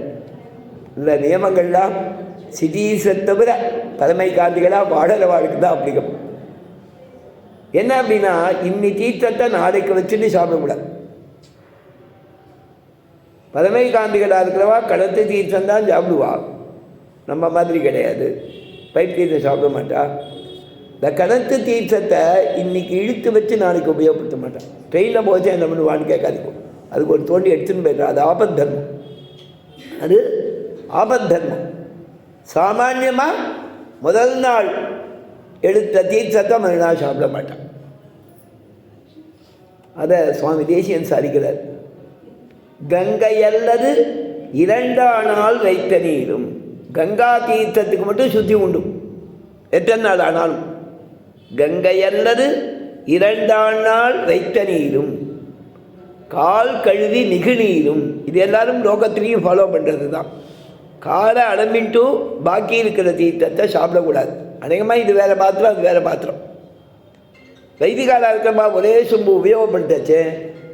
பெருமாளுக்கு உபயோகப்படுத்துறது, தான் உபயோகப்படுத்துகிற சொம்பை பெருமாளுக்கு உபயோகப்படுத்த மாட்டான். தான் உபயோகப்படுத்திக்கிற சொம்பில் எல்லாத்துக்கும் பரிமிட்டேன். ஆனால் அதே சமயத்தில் காலில் நேரம் தீர்த்த சேர்த்துக்க மாட்டான். கையை வச்சு கையால் விட்டு காலில் சேர்த்துப்பான். கால் கழுவி மிகு நீரும் கலங்கள் நீரும். ஒரு தீர்த்தத்தை பார்த்த உடனே அது ஏதோ குறை இருக்கிற மாதிரி தெரிஞ்சதுன்னா கூட யூ அவாய்ட் டேக்கிங். கலங்கள் நீரும் தெங்கினுள்ளதாய் தீயால் காய்ந்த நீரும். தேங்காய் இளநீர் சாப்பிட்றோம் இல்லையோ, அது ஒரு வேளை அது நெருப்பு பட்டிருந்ததுன்னா அப்படியே காய்ந்ததுன்னா அது சாப்பிடக்கூடாது. சிறு குழிநீர் வடித்தண்ணீர் பந்தல் நீரும் சங்கையுடை நீர் வண்ணாம் துறை நீரும் அப்படின்னு சொல்லிட்டு தரையில் விழா மழை நீரும் தவிர நீரே 2 பாசுரம் எந்தெந்த தீர்த்தத்தை சாப்பிடக்கூடாதுங்கிறத சொல்லியிருக்கார். பால் என்னென்னது சாப்பிடலான்னு சாதிச்சிருக்கார், இது கூடாதுன்னு சொல்லியிருக்கார். ஒரு குழம்பி இரு கண்ணி ஒட்டகப்பால் உப்புடன்பால் மோருடன்பால் கருவுடையவத்தின்பால் கண்ணில்லாப்பால் மதுகண்ணால் கலந்திடும்பால் திரிந்திடும்பால் திருமகளால் கணவரல்லா தெய்வத்தின் பேர் சின்னமுடையவத்தின்பால் செம்மதிப்பால் அந்தனர் விளைப்பால் அப்படின்னு தீதாம்பால் இவை அனைத்தும் பதுகாப்பாலே அப்படின்னு அது சாதிச்சிருக்க. அப்படி கீரை என்னென்ன சாப்பிடலான்னு சொல்லியிருக்க. இப்படி இதை சொன்னால் ஆரம்பத்தில் ஆகாதென்றவை தவிர்த்து கூடாதுங்கிறத எடுத்துக்காம ஆமதுவே கொண்டு எது சேர்த்துக்கலான்னு சொல்லியிருக்கோ அதை மட்டும் வச்சிருந்து சாப்பிட்டு இருந்துட்டு அதற்கு மேலே அசகன்னு ஒரு ரிஷியோட பேர். ஆகம் காத்து, ஆகம்னாக்கா சரீரம், தேகத்தை ரட்சித்து அருள் பெற்றானே பெருமாள் ஒன்றா வந்தார். நல்ல நியமத்தோடு ஆகாதம் பண்ணுற உனக்கு மோட்சம் அப்படின்னு அனுகிரகம் பண்ணிட்டார் அப்படின்னு சுவாமி தேசியன் சாதிச்சிருக்கார். பாஷ்யக்காரர் சாதுரர் ஜாதி ஆசிரிய நிமித்த அதிருஷ்டாதன்னார் காய சித்தின் விவேகா. ஜாதி துஷ்டமான வஸ்துக்களை சாப்பிடக்கூடாது, ஆசிரிய துஷ்டமான வஸ்துக்களை சாப்பிடக்கூடாது, நிமித்த துஷ்டமான வஸ்துக்களை சாப்பிடக்கூடாது. கிரகணத்தன்னைக்கு சாப்பிடக்கூடாதுங்கிறா பாருங்க. கிரகணத்தில் பண்ணக்கூடாதுன்னு சொல்கிறான். கிரகணத்தும் போது வச்சதை சாப்பிடக்கூடாது, அது ஒரு சாஸ்திரம். அதுக்கு சுத்திக்கு கொஞ்சம் தர்பத்தை கட்டி போட்டுட்டோம் அப்புறம் எடுத்துக்கலாம் இல்லையா. அது நிமித்த துஷ்டம். கிரகண சமயத்தில் இருந்ததால அதை சாப்பிடக்கூடாதுன்னு நிமித்த துஷ்டம். ஆசிரிய துஷ்டம் அந்த காலத்து ரீதியில் நாம் இப்போ சாப்பிட்றது தான் ஆசிரிய துஷ்டம். சரிதானே? சாம்பிரதாயிகமாக எந்த பாத்திரங்கள் அனுமதமோ அப்படி இருந்தால்தான் சாப்பிடலாம். அதுக்கடுத்தது இட சுத்தி வேணும். இட சுத்தி வேணும். வைக்கிற இடம் சுத்தமானதாக இருக்கணும், பண்ணுற இடம் சுத்தமானதாக இருக்கணும். லௌகிகமாக கூட கிச்சன் தனியாக வச்சுருக்கா பாருங்க, வேறு வழி இல்லை. ரொம்ப ஒரே ரூமாக இருக்கிற இடத்துல கூட கொஞ்சம் ஒரு பார்க் பண்ணி அதை கிச்சன்னு சொல்லிடணும் இல்லையா. எதற்காக அப்படின்னா இந்த ஆசிரிய துஷ்டம் வராமல் இருக்கிறதுக்காக. அங்கே ஒரு மேடை இருக்கும், மேடையில் பண்ணுவோம். லோக ரீதியாகவும் சௌரியம், சம்பிரதாய ரீதியாகவும் சௌரியம். அந்த காலத்தில் அடுப்பு கீழே தான் இருக்கும். அடுப்பு கீழே இருந்தால் கூட ஒரு சின்ன மேடை மாதிரி வச்சுட்டு மண்டியே மேடை பண்ணி அதில் அடுப்பை வச்சுன்னு பண்ணுவாள். எது கேட்டால் சௌரியத்துக்காக. அதே சமயத்தில் கால் படாமல் இருக்கும் அப்படிங்கிறதுக்காக, தூசி விழாமல் இருக்கும். இதுக்காக ஜாதி ஆசிரிய நிமித்த துஷ்டமான எண்ணத்தை சாப்பிடக்கூடாதுன்னு பாஷ்யக்காரர் சாதிச்ச தேசிகன் விஸ்தாரம் பண்ணார். அதை சொன்ன கண்ணன் உண்போங்கிறது ஒரு தர்மம், சாப்பிட்றது ஒரு தர்மம். அதை நாம் சுலபமாக அனுஷ்டிக்கக்கூடிய தர்மம். ஆச்சாரியார் சொல்லுவா, ஏகாதசி உபவாசம் இருக்கிறதுனா கஷ்டம், ஏகாதசி விரதம் கஷ்டம், துவாதசி விரதம் அனுஷ்டிக்கலாம்.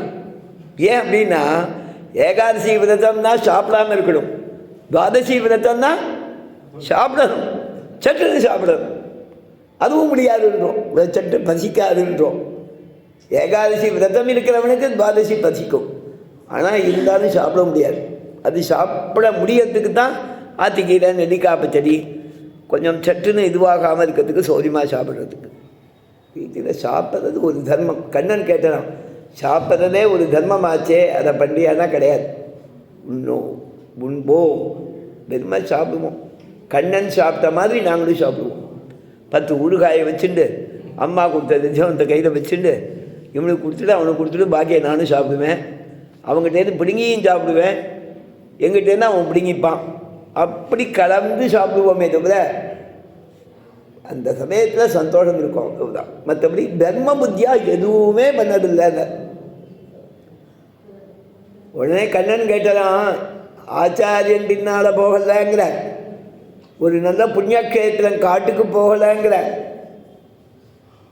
தபஸ் முதலானது பண்ணலைங்கிற, கர்மயோகம் ஞான யோகம் பக்தி யோகம் எதுவும் கிடையாது. சாப்பிட்றத கூட தர்மமாக பண்ணலையே. வசந்த புருஷார்த்தத்தை கேட்டால் எப்படி கொடுக்கறதுன்னு கேட்டேன். அதுக்காக பதில் சொன்னால், அறிவொன்றும் இல்லாத ஆய்க்குளத்து பிறந்தோம், ஞானமே இல்லாத ஆய்க்குளத்திலே பிறந்திருக்கோம், பசு பின்னால் போய் சுற்றி சுற்றி எங்களுக்கும் ஒன்றும் இல்லை. அப்படி இருக்கச்சே இந்த கேள்வி கேட்குறியே நியாயமானு கேட்டான். வசந்த புருஷார்த்தம் மோட்சம் போடும் அப்படின்னா கேட்டுத்தானே தர முடியும். ஒன்றுமே பண்ணாமல் தானா எப்படின்னா, என்ன புண்ணியம் பண்ணியிருக்கேன்னு கேட்குறியே கிருஷ்ணா. எங்ககிட்ட புண்ணியத்தை தேட முடியாது, ஆனால் ஒரு புண்ணியம் பண்ணியிருக்கோம். நாங்கள் புண்ணியம் பண்ணலை, புண்ணியத்துக்கு சோரிட்டவர்கள் நாங்கள்னா. யார் புண்ணியம்னா, புண்ணியம்னா கண்ணன் தான் புண்ணியம்.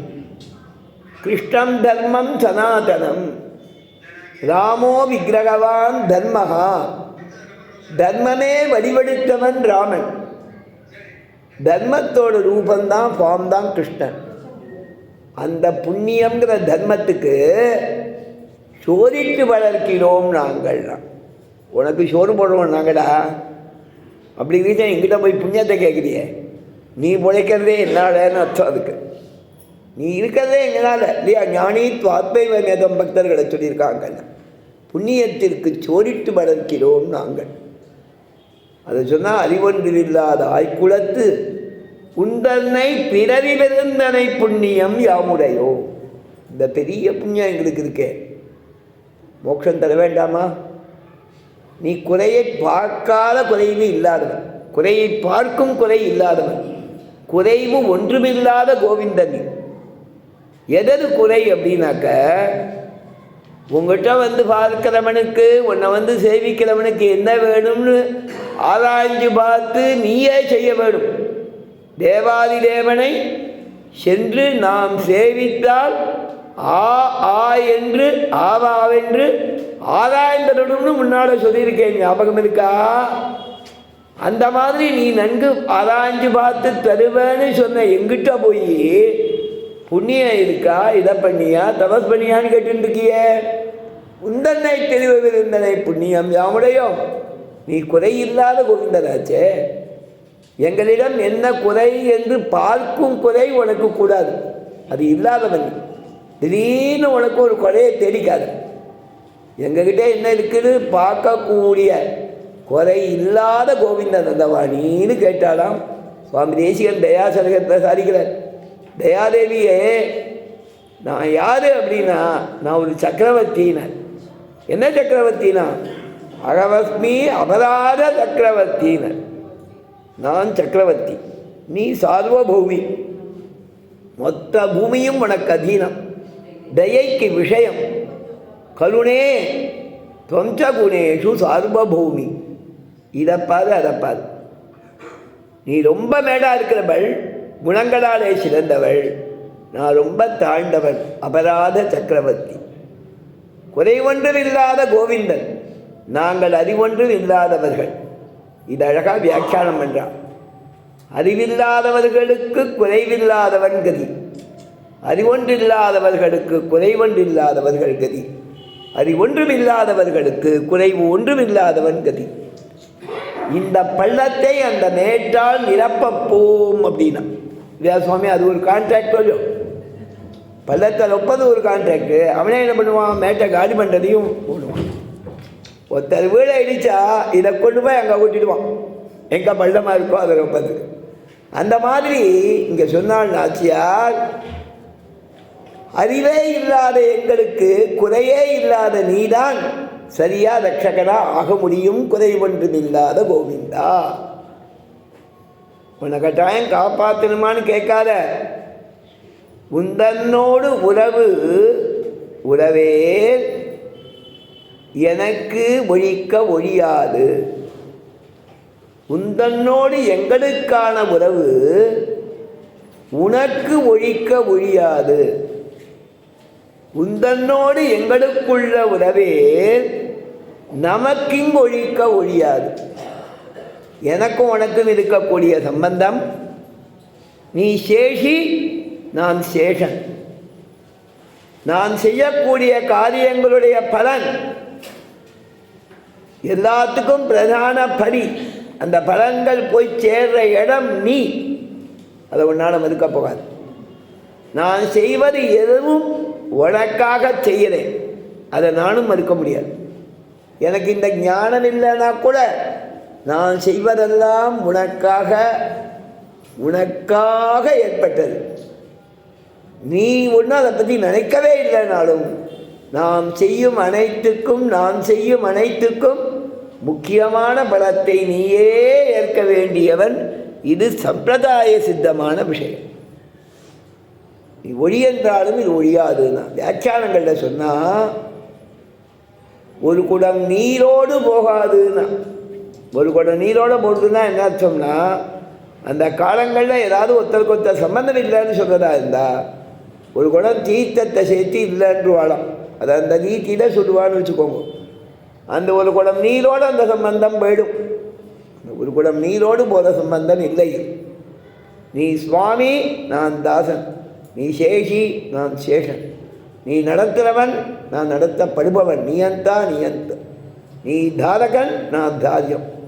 ஆதாராதே பாவம், சேஷசைரி பாவம், நியந்து நியாமிய பாவம். இந்த மூணு சரீராத்ம பாவத்துக்கு பிரதானமான அங்கம்.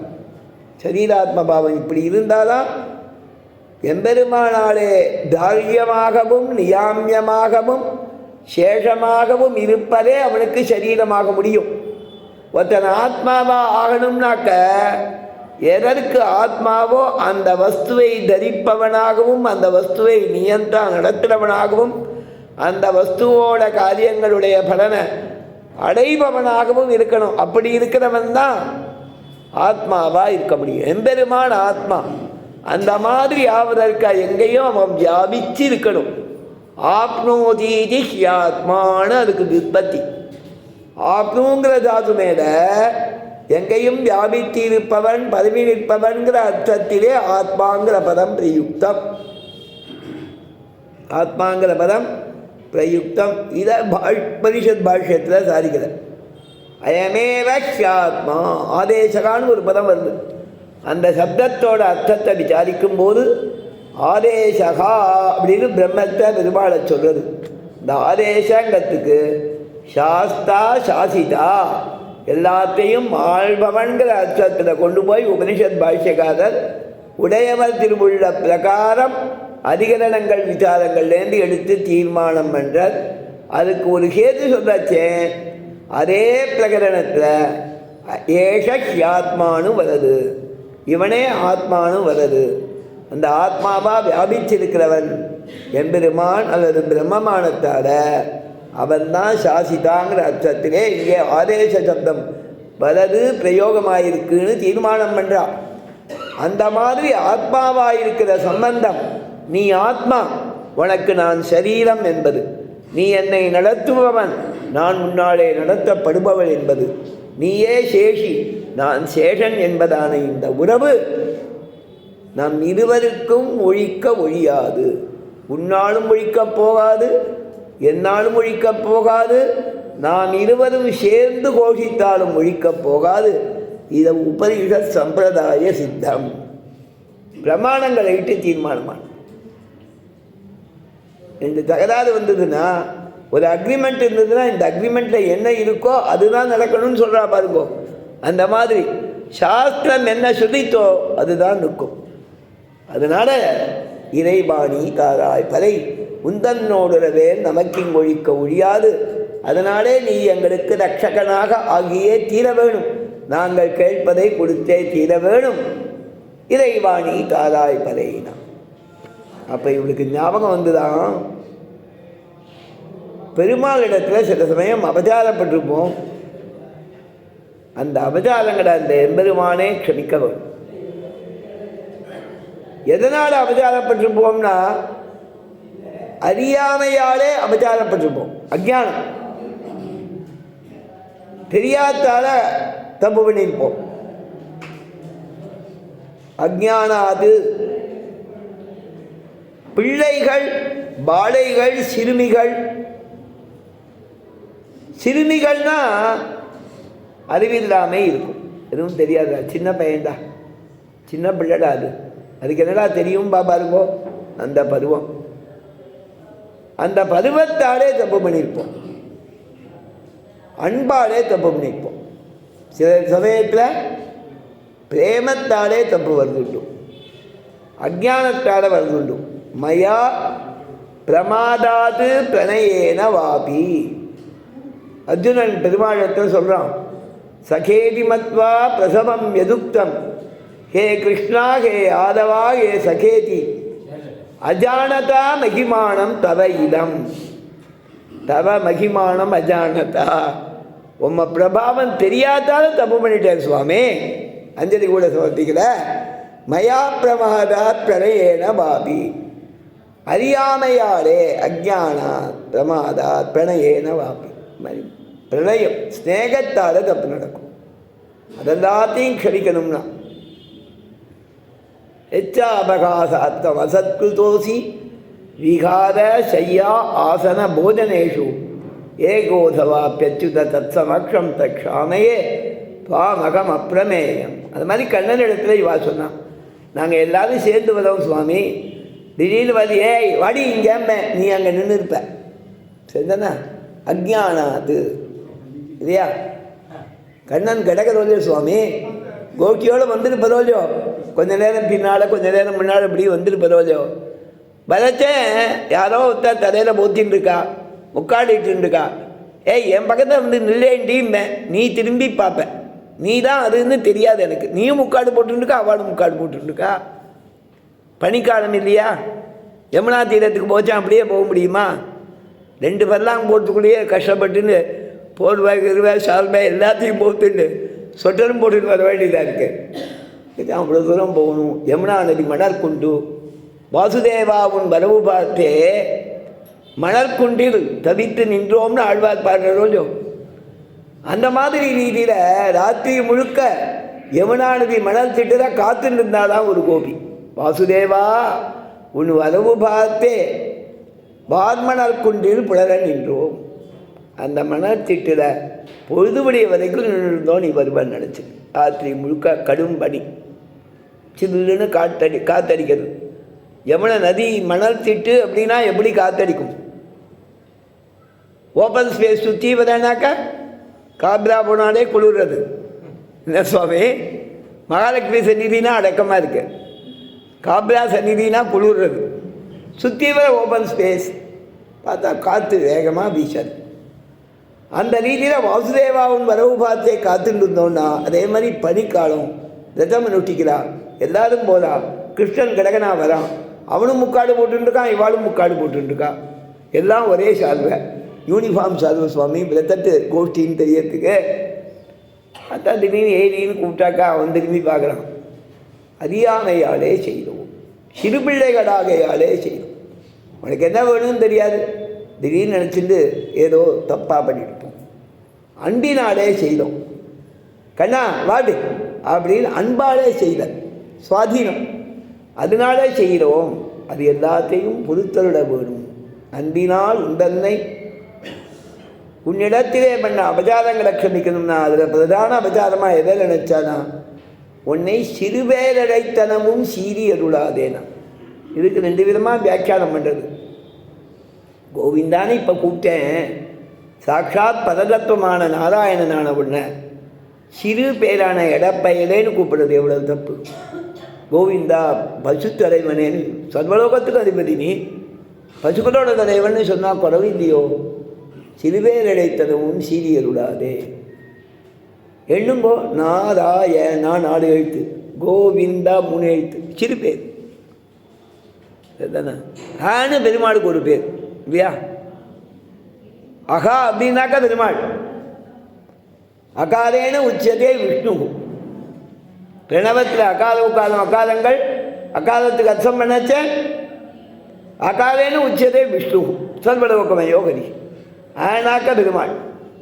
சுவாமி தேசியன் சாதிக்கிறார் பாதுகாத சிலத்தில் ஆங்கிற பதத்தை வச்சு அத்தனை விபக்திகளையும் பிரயோகம் பண்ணார்.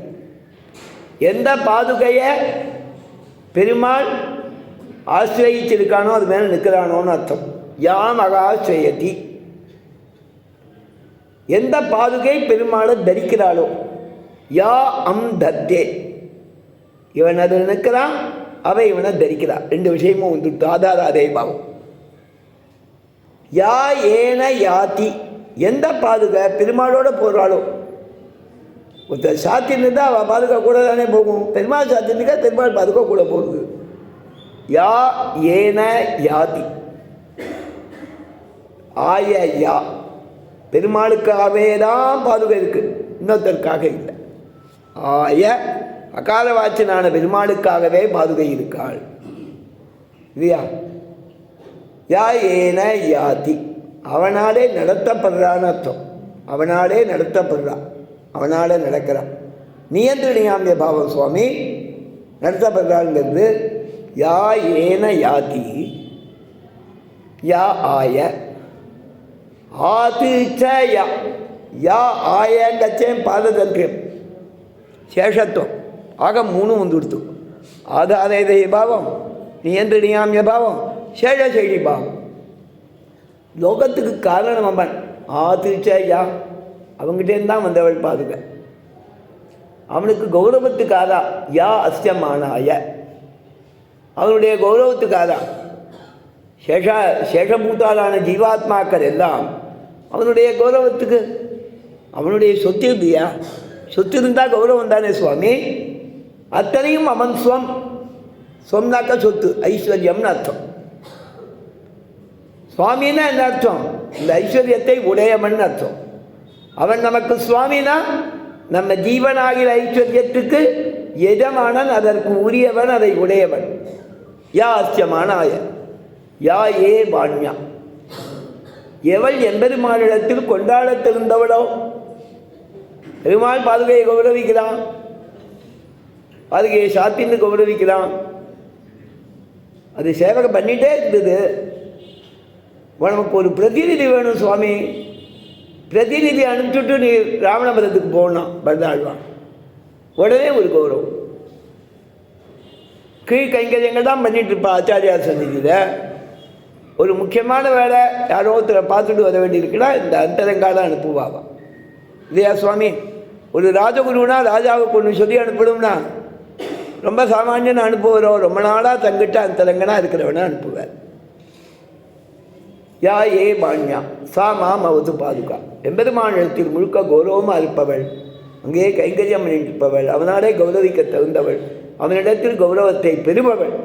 அந்த பாதுகை என்னை காப்பாற்றட்டும்னு ஒரு ஸ்லோகம் சித்திரபத்ததியில்.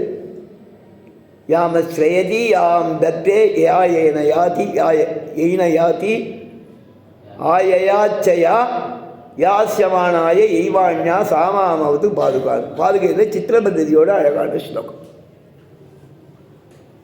ஒரே ஸ்லோகத்தில் எம்பெருமானை உபாயமாக வரிக்கிறேன்னு சொன்னார் சின்ன விஷ்ணுப்புல.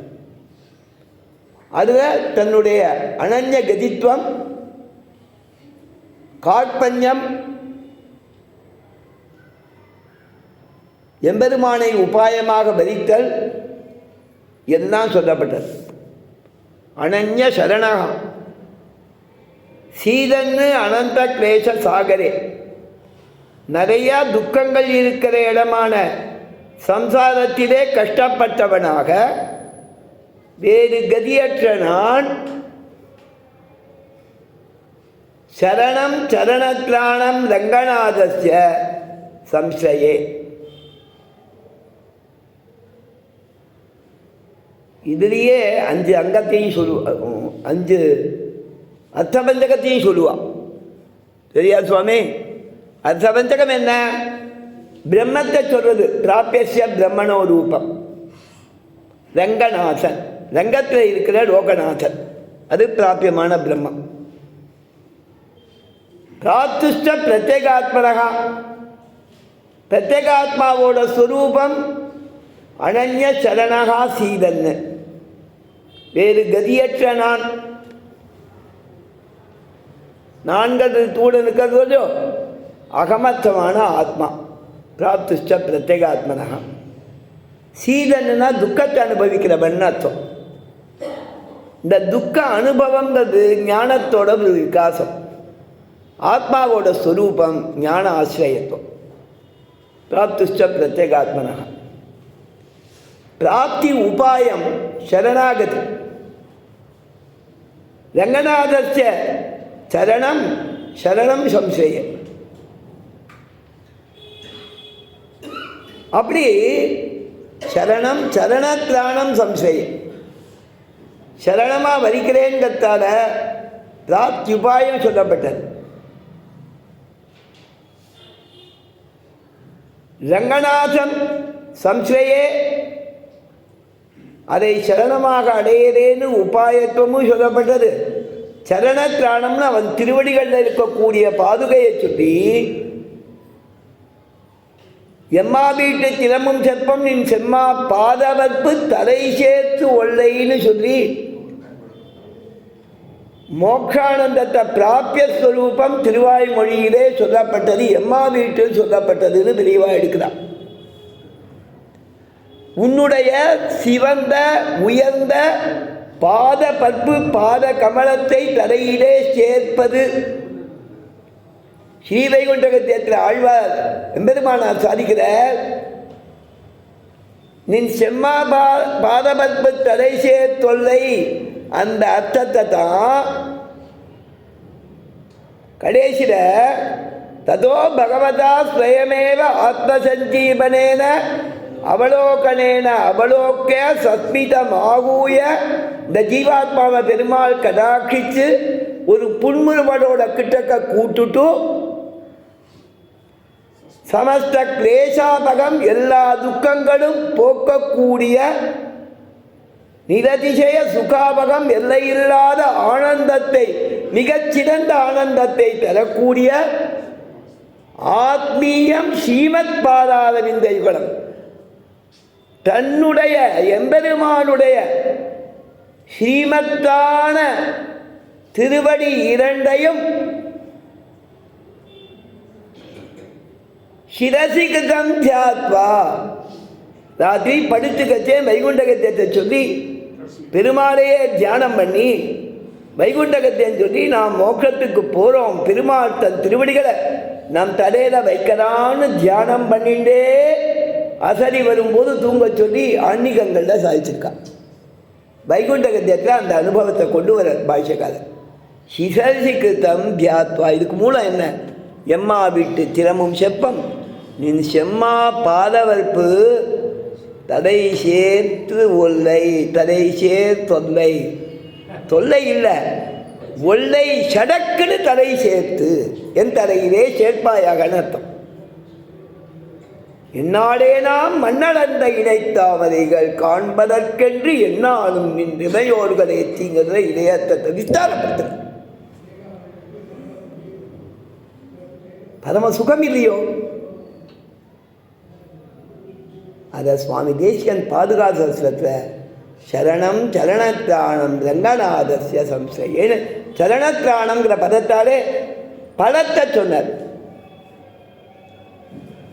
அதுக்கு விக்ரமாக இருக்கிறத அனந்த கிளேசசாகரம்னு பிரகதி சம்பந்தத்தை சொன்னார். ஒரு சின்ன ஸ்லோகம் அர்த்தபந்தகத்தையும் காமிச்சார்.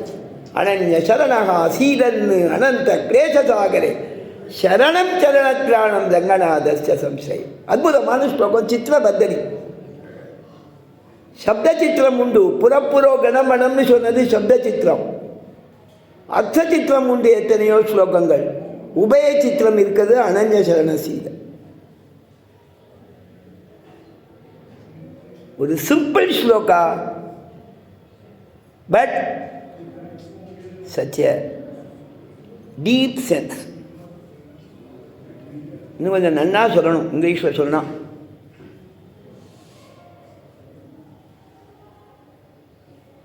அந்த மாதிரி ஒரு அனுபவத்தை தருது பாருங்க ஸ்லோகங்கள். நாச்சியார் சொல்கிறான், உந்தன்னோடுறவே நமக்கு இங்கொழிக்க ஒழியாது. அறியாத பிள்ளைகளும் அந்த மாதிரி வீட்டில் அறியாமையாலே தப்பு செய்தோம், பிராயத்தாலே பிள்ளைகள்ங்கிறதாலே தப்பு செய்தோம், அன்பினாலே செய்தோம். சிறு பேர் கோவிந்தநாமம் சொன்னது தப்புன்னு ஒரு அர்த்தம். அதை விட இதில் தான் ஈடுபடுறா இன்னொரு அர்த்தத்தில். பெரியவா, கோவிந்த பட்டாபிஷேகமானவாறே பரத்வ சூச்சகமான திருநாமங்களை சொல்லுதல் அபச்சாரம், அதை க்ஷமிக்கணும்னாலாம். ஒன்று ஆரம்பத்தில் கண்ணன்னு சொல்லாமல் நாராயணன்னு சொன்னேன், பரமன்னு சொன்னேன், இப்போ கோவிந்தான்னு சொல்லேண்டா. என்னை போய் அப்படியெல்லாம் கூட்டேடான்னு கேட்குறியா? தப்பு பண்ணிட்டோண்டா க்ஷமின்னு சொன்னான். மொத்தத்தில் என்னன்னா, எம்பெருமானை உபாயமாக வரிக்கும் போது உபாயத்துவத்துக்கு வேண்டிய குணங்களை சொல்லக்கூடிய திருநாமங்களை சொல்ல வேணும். அவனை அனுபவிக்கிறத பற்றி பிரஸ்தாபிக்கும் போது, பிராப்தியதசையை சொல்லும் போது பிராப்தியதசைக்கு அனுகூலமான திருநாமங்களை தியானம் பண்ணணும்னு சம்பிரதாயம்.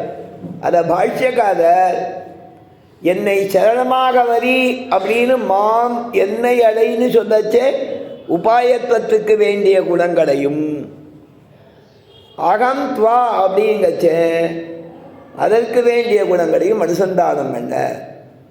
இன்னொன்று, என்னை உபாயமாக வரிக்கணும்னா நான் சுலபன்னு தெரிஞ்சாதான் நீ என்னை உபாயமாக வரிப்பேன். சுலபனான என்னை சரணமடைன்னு அங்கே அர்த்தம். சௌலபியத்தை சொல்கிறதுன்னு அது ஒரு பாஷக்காரருடைய வாக்கு. நான் உன்னுடைய பாவங்களை போக்கடிப்பேன்னா என்னோட விளையாடின்னு இருக்கிறவன் பாபத்தை நான் போக்க முடியுமான்னு சந்தேகம் வந்துடும். அந்த சமயத்தில் பெருமாள் ஞாபகப்படுத்துகிறேன், நான் சர்வசக்தன்டா, எல்லாம் தெரிஞ்சவன்டா, பாபத்தை புசுக்கக்கூடிய குணம் என்கிட்ட இருக்குது. என்னுடைய ஸ்மரணமே உன் பாபத்தை போக்கும், என்னுடைய நாமாவை சொல்கிறது உன் பாபத்தை போக்கும். கேயம் கீதா நாமசகஸ்திரம் கேயம் ஸ்ரீபதி ரூபமஜஸ்திரம் நேயம் சஜன சங்கே சித்தம் தேயம் தீனஜனாய ஜடித்தம்னு பகவத்பாதால் சொல்லியிருக்கா. பகவத் ஸ்வரூப தியானம், திருமேனி தியானம், அதுவே பாவத்தை போகும். வானமாமலிஜிய சுவாபதேசம் சாதிக்கிறேன். இந்த சுவாபதேசத்தில் திருப்பாவேலேருந்து வர மெசேஜ்னு ஒரு 4-5 வாக்கியங்களில் சாதிச்சிருக்கேன். மூந்தாச்சார் சுவாமி எனக்கு அந்த சுவாபதேசங்கள்லாம் இருக்கக்கூடிய ஒரு காலத்தில் போட்ட மயிலை மாதவதாசன் கொடுத்த புஸ்தகம் அவாத்தில் பார்த்தேன். இது எப்படி கிடச்சிதுன்னு எடுத்துன்னு போனேன். ஏதாவது சொல்லணும்னா எடுத்துன்னு வந்து பார்த்தா பாலமாமலைஜியுடைய சுவாபதேசம் பல பிரகாரத்தில் சாதிச்சிருக்கேன். அதில் ஒரு பிரகாரம் திருப்பாவையில் சாதமான விஷயம்னு ஒரு 4-5 விஷயம் சாதிச்சிருக்கேன். இந்த ஒன்று மட்டும் ஞாபகம் இருக்குது. என்ன தெரியுமா? அச்சாவதார திருமேனிகள் அவசியம் சேவிக்க வேண்டியதுன்னு ஒரு அர்த்தம். அச்சாவதாரம்னு எழுதுக. எம்பெருமானது அவதாரங்களை சேவிக்க வேண்டியதுன்னு இருக்க. அவதாரங்களை நம்ம எப்படி சேவிக்க முடியும்? 2 விதமாக. புராண இதிகாசங்களை சேவித்தா அவைகளுடைய அனுபவம் பாக்கியத்தாலே நமக்கு கிடைக்கும், மனசுக்கு விஷயமாகும். அவனுடைய சௌந்தரியத்தை அழகுன்னு பார்த்தா உலகம்தான் அழகு. அந்த உலக அழகு வீட்டில் அவனை அனுபவிக்கணும்னா உலகத்தை எப்படி கைகாலோடு பார்க்குறோமோ அதே மாதிரி அழகான திருமேனியாக பார்க்கணும். அந்த அழகான திருமேனிங்கத்தை சாஸ்திரங்களில் சொன்னவற்ற தந்திரங்கள் ஆகவங்களில் சொன்ன ரீதியிலே, சிற்பசாஸ்திரம் சொன்ன ரீதியிலே ஒரு விபவத்தையோ பரமாசுதேவனையோ வியூகாவதாரங்களையோ அவைகளை அச்சேத கொண்டு வந்தான். சுரூபாம் பிரதிமாம் விஷ்ணோகோ கிருத்வாத்மன பிரீதிகரீம் சுவர்ண ரஜதாதிபிகி தாம் அர்ச்சயேத்து தாம் பிரணமேத்து தாம் யஜேத்து தாம் விசிந்தயேத்து விஷதி அபாஸ்ததேகஸ்து தாமேவ பிரம்மரூபிணிம்னு ஸ்ரீ பாஞ்சராத்திர சம்ஹிதைகளில் சொல்ல ரீதியில் சௌனக பகவான் அருளி செய்தான்னு சுவாமி தேசிகன் இந்த ஸ்லோகத்தை எடுக்கிறார். ஒரு திருப்தியான ஒரு திருமேனியோட பெருமாளை எழுந்தருள பண்ணி ஆங்களை இப்போ சௌரியம் இல்லை, நிச்சயப்படி ஆராதனை நடத்தணும், அது விடக்கூடாது, கூட இருக்கணும், அந்த நிர்பந்தங்களுக்கு தான் சாலக்கிராம சிலையில் சாலக்கிராம தெரிவன்னு சந்நிதியோட பெருமாள் இருக்கார். அவரை ஆராதிக்கிறோம். சந்நிதிகளில் பொதுவான அர்ச்சையாக லோகார்ச்சையாக எம்பெருமானை எழுந்தருள பண்ணுறோம். ஒரு திவ்யமான திருமையோடு இங்கே நரசிம்மன் இல்லையா, ஆக்வான நரசிம்மன். ஆக்வான நரசிம்மன் சுவாமி பிரகலாத ஆழ்வான பெருமாள் இப்படி தான் கூட்டிருப்பார், 2 கையாடையும் இல்லையா. இல்லைன்னா ஆக்வான் நரசிம்மன் எப்படி கொஞ்ச நேரம் தானே சுவாமி அவதாரம்.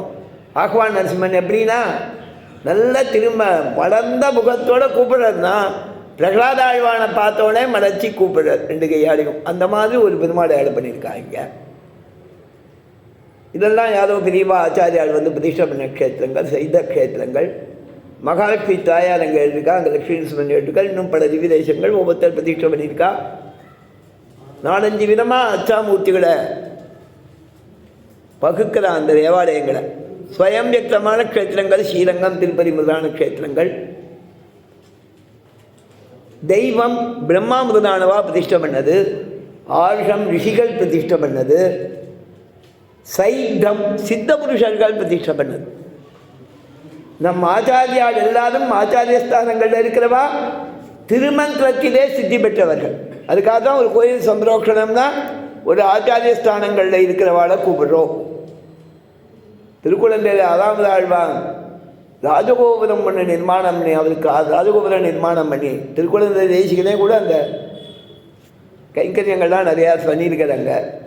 அம்மாசத்வன் சேஷாச்சாருங்கிறவர் அவர் இணையாதி மகாதேசிகனுடைய திருவடி. அவர் அதை பற்றி குருபரம்பரையெல்லாம் எழுதியிருக்கார்.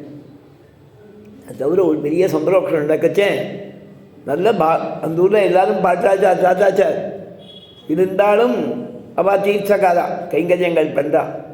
பாகவதோத்தமான ஒருத்தர் கூப்பிடணும்னு சொல்லிட்டு சாட்சாத் தேசிகனே வர மாதிரி இருக்குதுன்னு ஒருத்தர் சொன்னாலாம், பாட்டாச்சாரர்கள் ஒருத்தர். அதனால தான் அவருக்கு திருக்குழந்தை தேசிகன்னு திருநாமம் வந்ததுன்னு சம்பிரதாயத்தில் சொல்கிறார்.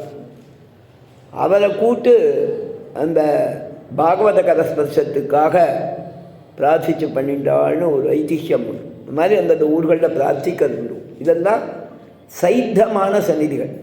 ஆசிரமத்தில் பிரதிஷ்டம் பண்ணுறது, ஐயங்கள் பிரதிஷ்டம் பண்ணுறது, அவர்களை கொண்டு பிரதிஷ்டம் பண்ணுறதுனா சைத்தமான புருஷால். சைத்தம்னாக்க சன்னியாசிகள் தான் அர்த்தம் இல்லை, கிரகஸ்தாலும் உண்டு.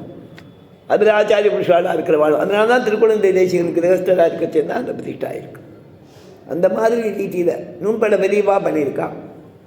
அந்த மாதிரி மடக்கிற சந்நிதிகள்னால் ஐஷியங்கள் தான் எழுதி பிரதிஷ்டம் பண்ணி வைக்கிறார். அதனால் சைத்தமான க்ஷேத்திரங்கள்னு சம்பிரதாயம். இது மாதிரி அச்சாமூர்த்திகளை வாழுமாமலை ஜீயார் மெயின் மெசேஜ், ஃபஸ்ட்டு மெசேஜ். மற்றது தெரியலை, நாளைக்கு கொஞ்சம் என்னென்னா பார்த்துன்னு சொல்கிறேன். இன்றைக்கி தான் பார்த்தேன் உங்கள் புஸ்தகத்தை. முன்னால் பார்த்தேன், புஸ்தகத்தை பார்த்தேன், இன்றைக்கி உள்ளே பார்த்தேன். எனக்கு அதை திருடிட்டு போகிறதுல எண்ணம், புஸ்தகத்தை பார்க்கறதுல எண்ணம் இல்லை. அவர் சேர்ந்து வாங்கிட்டு வந்தது. ஏதாவது ஜெராக்ஸ் எடுக்கணும்னு ட்ரை பண்ணேன். 1 நாள் 2 நாள் நான் மறந்துவிட்டேன். 2 நாள் கடை லீவ் விட்டான். இன்றைக்கி 5வது நாள் அதை பார்க்க போனால் அந்த கடைக்காரன் எடுத்து தந்தானா ஒரு பக்கம் கட்டாக இருந்தது. சரி, முகுந்தாச்சா திருவடிகளே சரணம், அவர் சிக்ஷால் வர்க்கம் இருக்குது, அவள் ஏதாவது தந்திரம் பண்ணி எல்லாத்தையும் நேரம் கொண்டு வந்துடுவா ஃபோட்டோவில் எடுத்து. அதனால் அவாகிட்ட பிரார்த்திக்கலாம்னு தீர்மானம் பண்ணி வச்சுட்டேன். ஐயோ, அவற்றேன்னு வாங்கிட்டு வந்தோமே, 10 நாள் ஆச்சே. ஒரு மகான் உபகாரம் பண்ணியிருக்கார், ஊருக்கெல்லாம் உபகாரம் பண்ணுறவர், நமக்கும் ஒரு உபகாரம் பண்ணியிருக்கார். அதில் ஒரு வனமாமலஜியர் சுவாபதேசம் நன்னா இருக்கும். ஏற்கனவே ஒரு தடவை நான் சேவிச்சிருக்கேன், உபன்யாசங்கள் பண்ணச்சேன். சரின்னு அந்த இடத்துக்கு போனேன். அதில் திருப்பாவசாரமாக நிறையா சுவாபதேசம் சாதிக்கிறார். ஒரு இடத்துல திருப்பாவையோட சாதமான ஒரு அர்த்தங்கள்னு இது ஒரு 5-6 வரி சாதிச்சிருக்கார். அதில் முதல் அர்ச்சாவதாரத்தை, அது பரச்சாவதாரம், பகவானுடைய அவதாரங்களை அணுக வேணும். ஏன்னா பல ரூபத்தை நம்ம அணுக முடியாது. விபவம் தொடங்கி எல்லாமே அவதாரங்கள் தான், அவைகளை அனுபவங்கிறார். அந்த அவதாரங்களில் தான் பிராட்டியும் கூடவே பெருமாள் மாதிரி இருக்கான்னு சதுஸ்லோகியில் சுவாமி ஆள வந்தார் சாரிகளை.